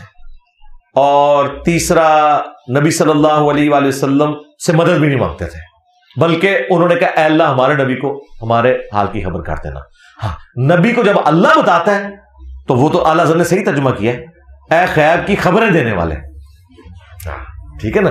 تو غیب کی خبر تو نبی علیہ السلام دیتے ہیں اللہ کے بتانے سے. مستعین بالصبر والصلاۃ، یہ کیا ہے پھر؟ جو ڈاکٹر جلالی صاحب نے تو باقاعدہ طور پہ اس پہ گھنٹوں گفتگو کی ہے اور آپ کو مناظرے کا چینل بھی کیا ہے کہ میرے سامنے بیٹھ جائے میں ثابت کروں گا کہ بعد میں بھی ایک نبینہ صحابی آئے تھے انہوں نے یہ دعا کی تھی، تو اس بارے میں آپ کیا کہیں گے؟ جی ہم یہ کہیں گے کہ ڈاکٹر اشرف جلالی صاحب مفتی منیب الرحمان صاحب سے ویڈیو بنوا دیں کہ ڈاکٹر اشرف جلالی کی ہار میرے فرقے کی ہار ہے اور مفتی منیب کی ہار ہے، اور اس کی جیت میری جیت اور میری جیت میرے فرقے کی جیت ہے. تو کل کا سورج شروع نہیں ہونے دیں گے، ہم اپنی اکیڈمی میں انہیں گاڑی بھیج کے منگوا لیں گے. اس میں تو وہ بات ہوگی نا کہ نہ من تیل ہوگا نہیں، اس کی وجہ یہ ہے نا کہ بھئی یہ پارٹی بازی ہے نا، قد کاٹ بڑے والا بندہ لے کے آئے نا. میں کتنوں سے بات کروں گا؟ اشرف جلالی سے اگر کوئی بات ہوگی تو کل کو حنیف قریشی صاحب کہیں گے کہ نہ حنیف قریشی نے جان بوجھ کے نا ایک پتا چھوڑا ہے اس اعتبار سے، تو اس کو دیکھ لیں میری کرامت ظاہر ہوئی ہے نا، اس کے بعد اس پہ ایف آئی آر بھی کٹ گئی ہے. یہ کرامت ظاہر ہوئی ہے نا. وہ کہتا تھا نہیں میں نمائندہ ہوں، اس کو پتا چل گیا اور اس نے کہا کالا کوا. تو وہ یہ صرف ان کی باتیں ہیں، نہیں تو واسطین اس سے بڑی وسعت میں تو وہ تو خود بھی قائل نہیں ہے. کیا آپ لوگ المدد یا نماز المدد یا صبر کہتے ہیں؟ لیکن جیسے انہوں نے پوری آیت پڑھو نا، ان اللہ مع الصابرین. اس کی تفسیر میں جو صحابی آئے تھے انہوں نے نبینہ صحابی وہ سارا واقعہ جو بیان جی ہم مانتے ہیں، کیوں نہیں مانتے؟ تو پھر اس کے بعد اس میں یا رسول اللہ مدد کہاں ہے میرے بھائی؟ اس میں اے اللہ میں تیرے نبی کے وسیلے سے تیری طرف متوجہ ہوتا ہوں، اے اللہ کے رسول میں آپ کے ذریعے سے اللہ کی طرف متوجہ ہوتا ہوں. ابن ماجہ میں تو اتنی حدیث ہے نا، یہ لے کے آتے ہیں المعجم الکبیر طبرانی سے، اگرچہ اس کی صحت پہ ہمیں اختلاف ہے، ہم کہتے ہیں اس کو بھی صحیح مان لیں. عثمان بن حنیف والی جو روایت ہے تو اس میں تو رسول اللہ سے تو مدد نہیں مانگی انہوں نے کہا یا رسول اللہ میں آپ کے ذریعے اللہ کی طرف متوجہ ہوتا ہوں اور اے اللہ میں تیرے نبی کے وسیلے سے تیری طرف متوجہ ہوتا ہوں. رسول اللہ سے تو مانگا ہی کچھ نہیں ہے، ثابت ہو گیا وسیلہ تو ہم مانتے ہیں نا یار، وسیلے کا کون انکاری ہے؟ ہم استعانت کے خلاف ہیں. ٹھیک ہے ہاں، اگر کوئی اس طریقے سے وسیلہ کرتا ہے نبی اسلام کے حوالے سے تو کرے، لیکن مانگنا اللہ سے ہے. ہمارا جھگڑا ختم. اور میں یہ آج نہیں کہہ رہا، میں نے آج سے کم از کم 4-5 سال پہلے ویڈیو ریکارڈ کروائی ہے وسیلے کے نام پہ دھوکہ. عثمان بن حنیف کی میں نے حدیث ڈسکس کی ہے اور میں نے کہا اگرچہ ہمیں اس کی صحت میں اختلاف ہے لیکن اہل سنت کے کچھ محدثین اسے صحیح سمجھتے ہیں. ہم اسے صحیح سمجھتے ہوئے کہتے ہیں کہ ہم کوئی اختلاف نہیں کرتے، لیکن مانگنا تو اللہ سے ہے نا. اس میں رسول اللہ سے کیا مانگا گیا ہے؟ پھر کبھی رسول پہ جا کے میں یہ کہہ سکتا ہوں کہ یا رسول اللہ میں آپ کی وجہ سے اللہ کی طرف متوجہ ہوتا ہوں، آپ کے وسیلہ سے. تو کہہ لیں کیا مسئلہ ہے؟ مانگنا تو اللہ سے ہے نا. ہاں مانگ اللہ سے. ہاں تو کہہ رہے نا، لیکن پھر ساتھ مانے کہ رسول اللہ سے ڈائریکٹ مانگنا پھر شرک ہے، یہ مانے. ٹھیک ہے، میں آج آپ کو جنتی گروہ ہونے کا سرٹیفکیٹ دے دیتا ہوں بریلویوں کو، لکھوا لیں. میں کہوں گا جی میری نظر میں آپ کی توحید پاس ہے، وہابی جو کہتے رہے میں آپ کی توحید آج پاس کرنے کے لیے تیار ہوں. میں اپنی ویڈیو میں کہہ چکا ہوں کہ آپ زیادہ سے زیادہ وسیلہ اور توسل والا معاملہ تھا، استعانت والا. اب یہ بھی شیعہ کہتے ہیں ہم یا علی مدد سے مراد یہ ہے کہ حضرت علی کو ہم وسیلہ ڈالیں. یار ہمیں اردو نہیں آتی ہے، یا علی مدد وسیلہ کیسے ہو گیا؟ یا علی مدد وسیلہ نہیں ہے. علی کا وسیلہ یہ ہے کہ اے اللہ میں تجھے مولا علی کا واسطہ دیتا ہوں، میرا یہ کام کر دے. مانگ اللہ سے رہا ہوں، ٹھیک ہے. یہ اور چیز ہے، یہ ڈائریکٹ مولا علی سے مانگتے ہیں. اور ناج البلاغہ میں تو میں نے خطبہ بھی آپ کو بتایا تھا، شاہ جی تسی تے بڑے مننے والے ہو، اپنے دادے دی گل نہ ہوندے. مولا حسن نو مختوم نمبر 31 ہے، اے حسن تو اس کی اولاد ہے جس نے عنقریب مر جانا ہے، زندہ رہنے والی صرف اللہ کی ذات ہے. اے حسن جب بھی تجھے کوئی مصیبت پریشانی ہو تو اللہ ہی سے مانگنا. اللہ کا دربار وہ دربار ہے جس نے اپنا کوئی دربان بھی مقرر نہیں کیا اور نہ اس نے یہ لازم کیا ہے کہ کسی وسیلے سے اس کی طرف متوجہ ہو. وسیلے کا بھی انکار کیا ہے مولا علی نے، وسیلے کو مشروع نہیں ٹھہرایا. اچھا جب یہ ہم پیش کرتے ہیں وہ کہتے ہیں مولا علی نے کہا کہ اللہ تعالیٰ نے وسیلے کو ضروری قرار نہیں دیا. مولا علی نے وسیلے کو غلط نہیں کہا، ہم بھی کہتے ہیں غلط نہیں کہا، لیکن انہوں نے کہا کہ ضروری کوئی نہیں. مجھے بتائیں جب مولا حسن کو مولا علی کہہ رہے ہیں کہ تو نے اللہ سے مانگنا ہے، اپنا بھی وسیلہ نہیں ڈالا. اگر یا علی مدد سکھانا تھا تو مولا حسن کو سکھاتے نا. اس بات میں تو کوئی شک نہیں، جب بندہ بیکرار اور پکارتا ہے تو وسیلے کی ضرورت نہیں ہوتی، وہ بندہ ڈائریکٹ ہی پکارتا ہے. اس بات میں کوئی شک نہیں ہے نا. نہیں انڈائریکٹ بھی جو آپ پکار رہے ہیں وہ بھی اللہ ہی کو پکار رہے ہیں نا. ہاں جی. لیکن آپ لوگ کیا کہہ رہے ہیں؟ آپ کہہ رہے ہیں یا باب الحق بیڑا تک، یا معین الدین چشتی پار لگا دے کشتی. آپ یہ نہیں کہہ رہے کہ یا معین الدین چشتی اللہ کے حضور دعا کر دیں کہ اللہ میری کشتی پار لگا دے. یہ ہوگا وسیلہ اور توسل جو ہم غیر انبیاء کے لیے قائل نہیں اس کے. لیکن پھر بھی اگر کوئی کرتا ہے تو ہم زیادہ سے زیادہ کہیں گے کہ یہ عقیدہ بدعت کے اوپر مبنی ہے، ہم اسے کفر و شرک نہیں کہتے. لیکن جب آپ ڈائریکٹ مانگنا شروع کر دیتے ہیں، وہ تو ڈائریکٹ ان سے مانگ رہے ہوتے ہیں. اور بالکل دیکھیں وہ عبد القادر جیلانی کے مزار کے اوپر جا کے وہ جو باپا جانی کا قریبی مرید ہے حبیب اتاری، وہ تو ان کی جالیوں کو لپٹ کے کہہ رہا ہے کہ پتہ نہیں وہ جس طرح اللہ سے مانگا جاتا ہے اس طرح وہ مانگ رہا ہے، اس طرح غلاف کعبہ کو پکڑ کے وہ رو رہا ہے. تو اس طرح کا عقیدہ تو نہ رکھے. اب میلاد کے اعتراض پہ، استانت والے معاملے پہ ہمیں مشرک اور بدعتی کہہ رہے ہوتے ہیں، دوسری طرف آپ کہتے ہیں جی قادیانی جو ہیں وہ کافر نہیں ہے جب تک وہ ہماری تکفیر نہیں کرتے. دوسری طرف ایک ویڈیو موجود ہے مرزا طاہر صاحب کی کہ وہ کہہ رہے ہیں کہ ہم مسلمانوں کی تکفیر نہیں کرتے، اور مرزا قادیانی کی کتابوں میں باقاعدہ امہات المومنین اور سیدہ مریم کی گستاخیاں موجود ہیں جو میں نے خود پڑھی ہیں PDF کی شکل میں. میں نے ویڈیو ریکارڈ کرائی ہے. ایسے شخص کو جو مانتے ہیں جو لوگ، ان کو آپ کافر نہیں کہیں گے کہ جو ایسے شخص کو مان رہے ہیں جو باقاعدہ طور سے گستاخیاں کر رہا ہے، اور آپ ہمیں مشرک اور بدعتی کہہ رہے ہیں. نہیں ہم کافر سمجھتے ہیں قادیانیوں کو، اس میں کوئی شک ہی نہیں ہے. بلکہ جو لوگ ختم نبوت کے نام کے اوپر چندے کھا رہے ہیں، یعنی چشتی رسول اللہ پارٹی اور اشرف علی تھانوی رسول اللہ پارٹی، انہوں نے تو آج تک کوئی علمی ویڈیو ان کے رد میں ریکارڈ ہی نہیں کروائی. زیادہ اس کی جو لغویات ہیں وہ شیطانی خزائن سے نکال کے دکھاتے ہیں. میں نے تو علمی رد کیا ہے. جو دلائل وہ قرآن و سنت سے پیش کرتے ہیں اور اپنا لقمہ ان کے منہ میں ڈالتے ہیں، سب سے زیادہ قادیانیوں کے خلاف ویڈیوز میری ہیں. اور مجھے یہ کہہ رہے ہیں جی قادیانیوں کو مسلمان سمجھتا ہے. میں یہ کہتا ہوں کہ قادیانی کافر ہے، لیکن انہیں بھی زندہ رہنے کا حق ہے دنیا میں. آپ پرسیکیوشن نہ کریں، وہ پاکستان کے شہری ہیں، پاکستان کے جھنڈے میں وائٹ پورشن ہے، انہیں بھی رہنے کا حق موجود ہے. البتہ ہم انہیں مسجد بنانے کی اجازت نہیں دیتے، بلکہ کہتے ہیں وہ ان کی عبادت گاہیں ہیں. وہ ظاہر آئین میں ان کو دیا ہوا ہے، سب نے تسلیم کیا ہوا ہے. اور جو لوگ ختم نبوت پہ بات کر رہے ہیں وہ بھی صرف قادیانیوں کے اوپر چڑھتے ہیں. چشتی رسول اللہ اور تھانوی رسول اللہ جہاں سے پرنٹ ہو رہا ہے ان کے بارے میں بات ہی نہیں کرتے، ان بزرگوں کے بارے میں بات ہی نہیں کرتے. ختم نبوت کے کاپی رائٹ صرف میرے پاس ہے. آپ لوگ صرف اینٹی قادیانی ہیں. میں ختم نبوت پہ کام کرتا ہوں. خواہ غلام احمد قادیانی دجال ہو یا کوئی اور بندہ ہو جس نے اپنے ناموں کا کلمہ پڑھایا یا اسے پرنٹ کیا، ہم اسے غلط سمجھتے ہیں. ہم نے کب کہا کہ قادیانی مسلمان ہے؟ ہم یہ کہتے ہیں جو یہ میں نے مثال پیش کی تھی وہ تعلیق بالمحال ہے. قرآن میں بالمحال تو نہ رہی نا مرزا صاحب کی سرکار، میں بتاتا ہوں وہ بھی آپ غلط بیانی کر رہے ہیں، ایسا نہیں. میں ابھی اس کو بھی ریبٹل کرتا ہوں. اچھا، تعلیق بالمحال یہ ہے، قرآن میں ہے قل ان کان للرحمن ولد فانا اول العابدین. اے نبی ان سے فرماؤ اگر بالفرض اللہ کا کوئی بیٹا ہوتا سب سے پہلے میں اسے پوج رہا ہوتا. اب چونکہ اللہ کا بیٹا نہیں ہے تو نبی الاسلام عیسیٰ ابن مریم کو نہیں پوچھیں گے. اب آپ کہہ رہے ہیں کہ تعلیق بالمحال کس طرح؟ جی اس طرح ہے، کل تک یہی بریلوی ہمیں بتایا کرتے تھے، کیونکہ ہم بھی 31 سال تک بریلوی رہے نا. اچھا، ہاں جی، وہ بھی کیا دن تھے، ہم بھی ایک جن تھے. آج ہم دیو ہیں، جنوں کے بھی پیو ہیں، خواہ وہ جن بریلویوں میں ہوں یا بلکہ دیو کے بھی پیو ہیں، دیوبندیوں والا دیو. یعنی یہ روحانی طور پہ میں بات کر رہا ہوں، وہ میں بگوٹن والی بات نہیں کر رہا. کوئی اسے غلط مطلب نہ دے. استاد کو جیسے کہا جاتا ہے روحانی باپ ہوتا ہے. ہمیں نہیں پتا.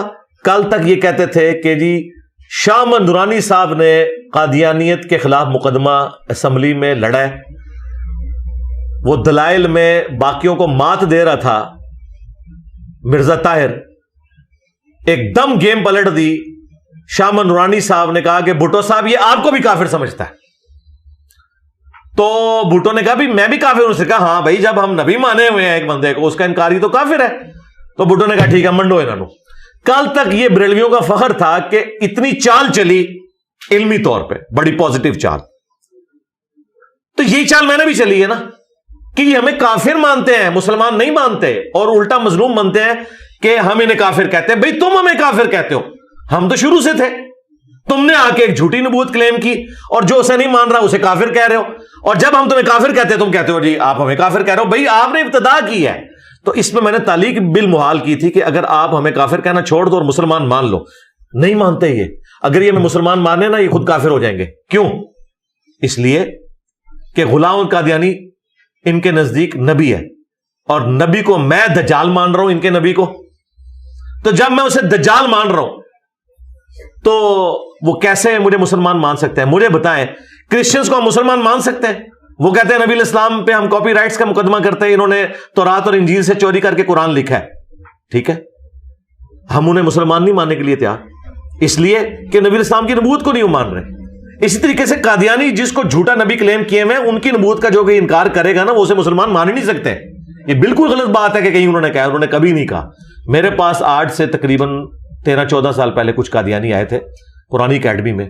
انہوں نے بھی یہ بات کی. میں نے کہا اپنے کسی مربی سے لکھوا کے لے آؤ کہ جو شخص غلام احمد قادیانی کو دجال مانے اس کے باوجود وہ مسلمان ہے. آج سرکار 14 سال ہو گئے جو مڑ کے نہیں آئے. ٹائم قیامت تک ہے. تسی گل کیتی ہے نہیں کتنے لکھی ہے انہوں نے کڈو اور اس نو انڈورس کراؤ. وہ کبھی بھی ماننے کے لیے تیار نہیں ہوتے. بھائی جھگڑے یہی ہے کیونکہ وہ اسے نبی مانتے ہیں، ہم اسے دجال مانتے ہیں. 30 جھوٹے دجالوں میں سے جو بخاری مسلم میں ہے، قیامت اس وقت تک قائم نہیں ہوگی جب تک 30 جھوٹے دجال نہ پیدا ہو جائیں جن میں سے ہر ایک دعوی نبوت کرے گا. اور ابو داؤد ترمذی میں آگے الفاظ ہیں انا خاتم النبیین لا نبی بعدی. تو نبی علیہ السلام نے اس ختم نبوت کے عقیدے کو بالکل کرسٹل کلیئر کر کے بیان کیا، اس میں شیطان داخل ہو ہی نہیں سکتا. ختم نبوت کا جو معنی یا جس طریقے سے تفسیر قادیانیوں نے کی ہے یہ امت میں کبھی بھی نہیں رہی ہے، نہ یہ فٹ ان بیٹھتی ہے. البتہ کچھ مس ہینڈلنگ مسلمانوں کی طرف سے بھی ہوئی ہے خاتم اور خاتم کے لفظ کے اوپر. یہ بات درست ہے کہ قرآن میں خاتم کا لفظ ہے اور وہ ہے نبوت کی سٹیمپ، نبوت کی سیل، دونوں چیزیں درست ہیں. اور مسلم شریف میں خاتم کا لفظ بھی آیا ہے، سلسلہ نبوت کو ختم فرمانے والے. قادیانیوں کے لیے جواب ہے، یہ کہتے تھے خاتم کا لفظ دکھاؤ، مسلم میں موجود ہے. اب آ جائیں یہ جو خاتم ہے تو بھئی سیل آف دا پروفٹ یا سٹیمپ آف دا پروفٹ کا یہ معنی لینا کہ نبی علیہ السلام کے بعد جو امتی نبی آئیں گے وہ حضور کی مہر سے آئیں گے، بھئی یہ نہیں ہے. وہ سیل آف دا پروفٹ کا مطلب یہ ہے کہ ڈاکومنٹ کے اینڈ پہ سیل لگتی ہے، یا سٹیمپ بھی جو ہے نا وہ جج سٹیمپ لگا کے قلم توڑ دیتا ہے، اس کے بعد آپ اس ڈاکومنٹ میں کوئی چیز ایڈ نہیں کر سکتے. اور اس سے بڑھ کر ایک پریسیڈنٹ سیٹ ہے. سیدنا ابو بکر صدیق رضی اللہ تعالیٰ عنہ کے دور خلافت کے اندر 2 جھوٹے پیغمبر ظاہر ہوئے، بلکہ ایک عورت بھی، وہ تو رجوع کر گئی تھی، بلکہ یہ ایک ان میں سے جھوٹا پیغمبر بھی رجوع کر گیا تھا. مسیلمہ کذاب کے خلاف قتال ہوا، اس نے رجوع نہیں کیا تھا، تو حضرت ابو بکر نے اسے امتی نبی کے طور پر ٹریٹ نہیں کیا. حضرت ابو بکر رضی اللہ تعالیٰ عنہ علیہ السلام ختم نبوت کا وہی معنی لیتے تھے جو ہم لیتے ہیں. ان سے پوچھے کہ تم نے یہ معنی کہاں سے نکال لیا، جب نبی علیہ السلام واضح فرما رہے ہیں کہ میری اور باقی انبیاء کی مثال ایک خوبصورت عمارت کی سی ہے جس میں ایک اینٹ کی جگہ خالی ہے. جو لوگ بھی گزرتے ہیں اس عمارت کی تعریف کرتے ہیں، کہتے ہیں یہ ایک اینٹ لگ جائے نا پرفیکٹ ہو جائے، اور وہ ایک اینٹ میں ہوں. یہ حدیث بخاری مسلم دونوں میں ہے. اور اس سے بھی بڑھ کر جو میں نے ایک حدیث ریویل کی ہے، پہلے سے موجود تھی لیکن کسی کا دھیان نہیں گیا اس طرف، کہ بخاری مسلم دونوں میں حدیث ہے علی کی میرے ساتھ وہی نسبت ہے جو ہارون کی موسیٰ کے ساتھ، مگر میرے بعد کوئی نبی نہیں. بھائی اگر مولا علی علیہ السلام امتی نبی نہیں بن سکے تو غلام احمد قادیانی دجال تھے، شاہی کوئی نہیں. غلام احمد قادیانی دجال بھی کبھی یہ جرت نہیں کرے گا کہ میری دین اسلام کے لیے کنٹریبیوشن مولا علی سے بھی زیادہ ہے، کرے گا.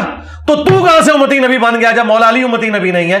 اور جب حضور ان کو ہارون کی طرح اپنے ساتھ رکھ رہے ہیں جس طرح موسیٰ اور ہارون تھے، موسیٰ اور ہارون دونوں پیغمبر تھے، حضور کہہ رہے ہیں وہی نسبت ہے مگر میرے بعد کوئی نبی نہیں ہے. انہوں نے آدھی حدیث بخاری سے لی کہ جی نبی علیہ السلام کے بیٹے ابراہیم کے بارے میں عبداللہ ابن ابی اوفا کہتے ہیں کہ اگر ابراہیم جوان ہوتا تو یہ نبی ہوتا. وہ کہتے ہیں نبوت جاری ہے. اور بھائی پوری حدیث پڑھو، اس میں آگے الفاظ ہیں کہ چونکہ نبی علیہ السلام خاتم النبیین ہے اس لیے اللہ تعالیٰ نے حضور کا کوئی اپنا بیٹا جوان نہیں ہونے دیا، ورنہ یہ اللہ تعالیٰ کا تقاضا تھا نا کہ ابراہیم کا بیٹا پیغمبر ہے تو محمد کا بیٹا بھی پیغمبر ہوتا. چونکہ آپ خاتم النبیین ہے اس لیے نبی اسلام کا بیٹا شیر خارگی کی عمر میں فوت ہو گیا. ابراہیم بن محمد جو ماریہ قبطیہ سے پیدا ہوئے تھے، بقیہ غرقد میں ان کی قبر ہے، میں حاضر بھی ہوں کئی دفعہ ان کی قبر کے اوپر.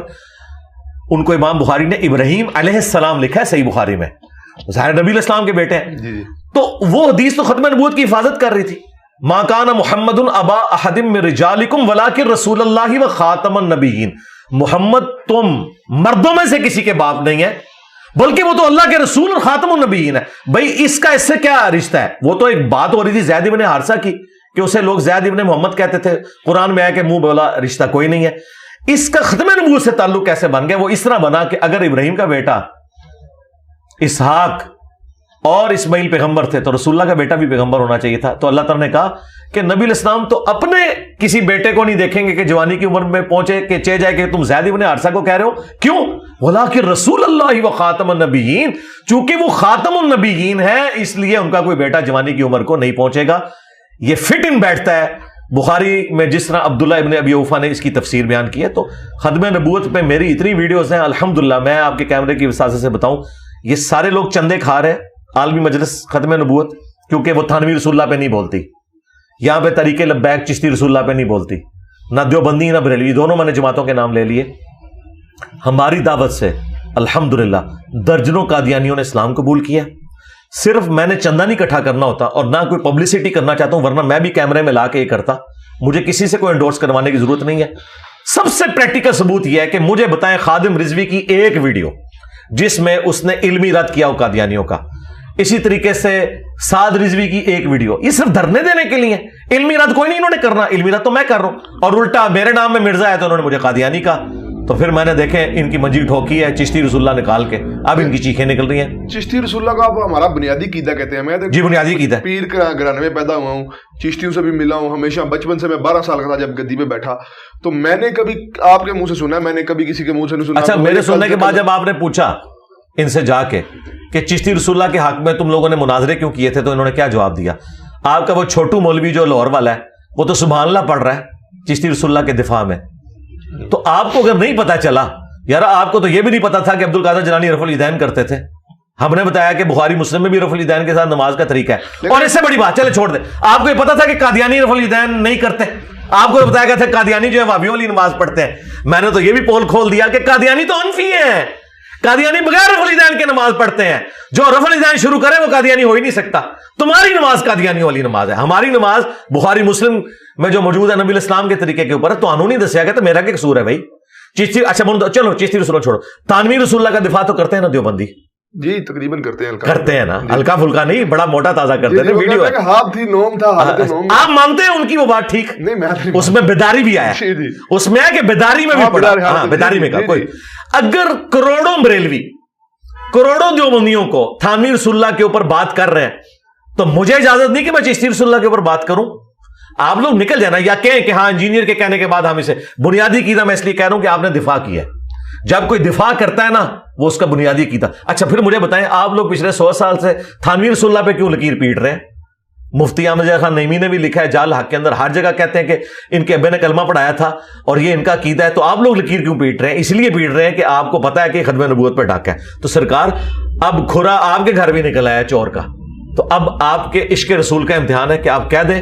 اور میں آپ کو اگلی بات ہوں، پیر میل شاہ صاحب تو مطلب غیر عالم تو نہیں تھے نا، انہوں نے تحقیق الحق فی کلمت الحق کے اندر چشتی رسول اللہ کا دفاع کیا شتیہات کے نام پہ، کیونکہ غلام احمد قادیانی دجال نے اس کو پیش کیا تھا.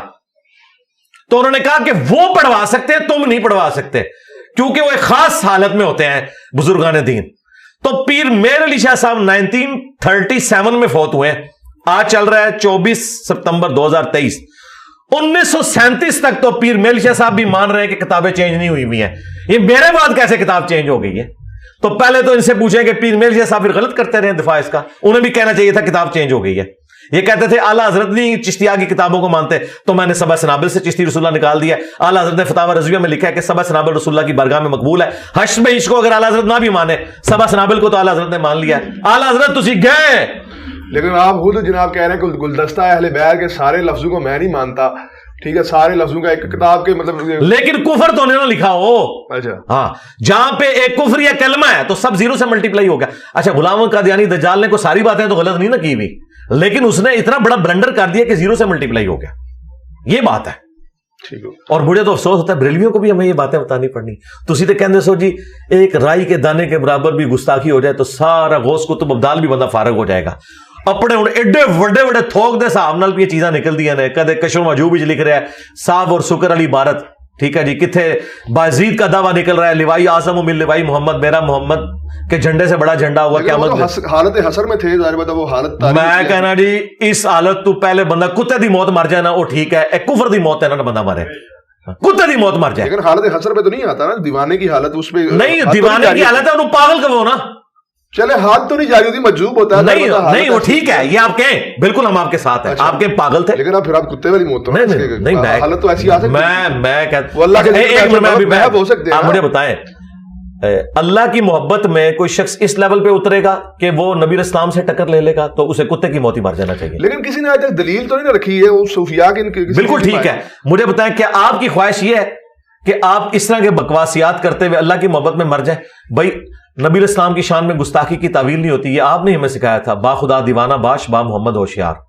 میں تو کہتا ہوں کتے کی موت اچھی ہے اس شخص کی موت سے کہ جو اپنے نام کا کلمہ پڑھا کے مرے، جو کہ میرا جھنڈا محمد کے جھنڈے سے بڑا ہے. بڑے وہ پاگل مرے.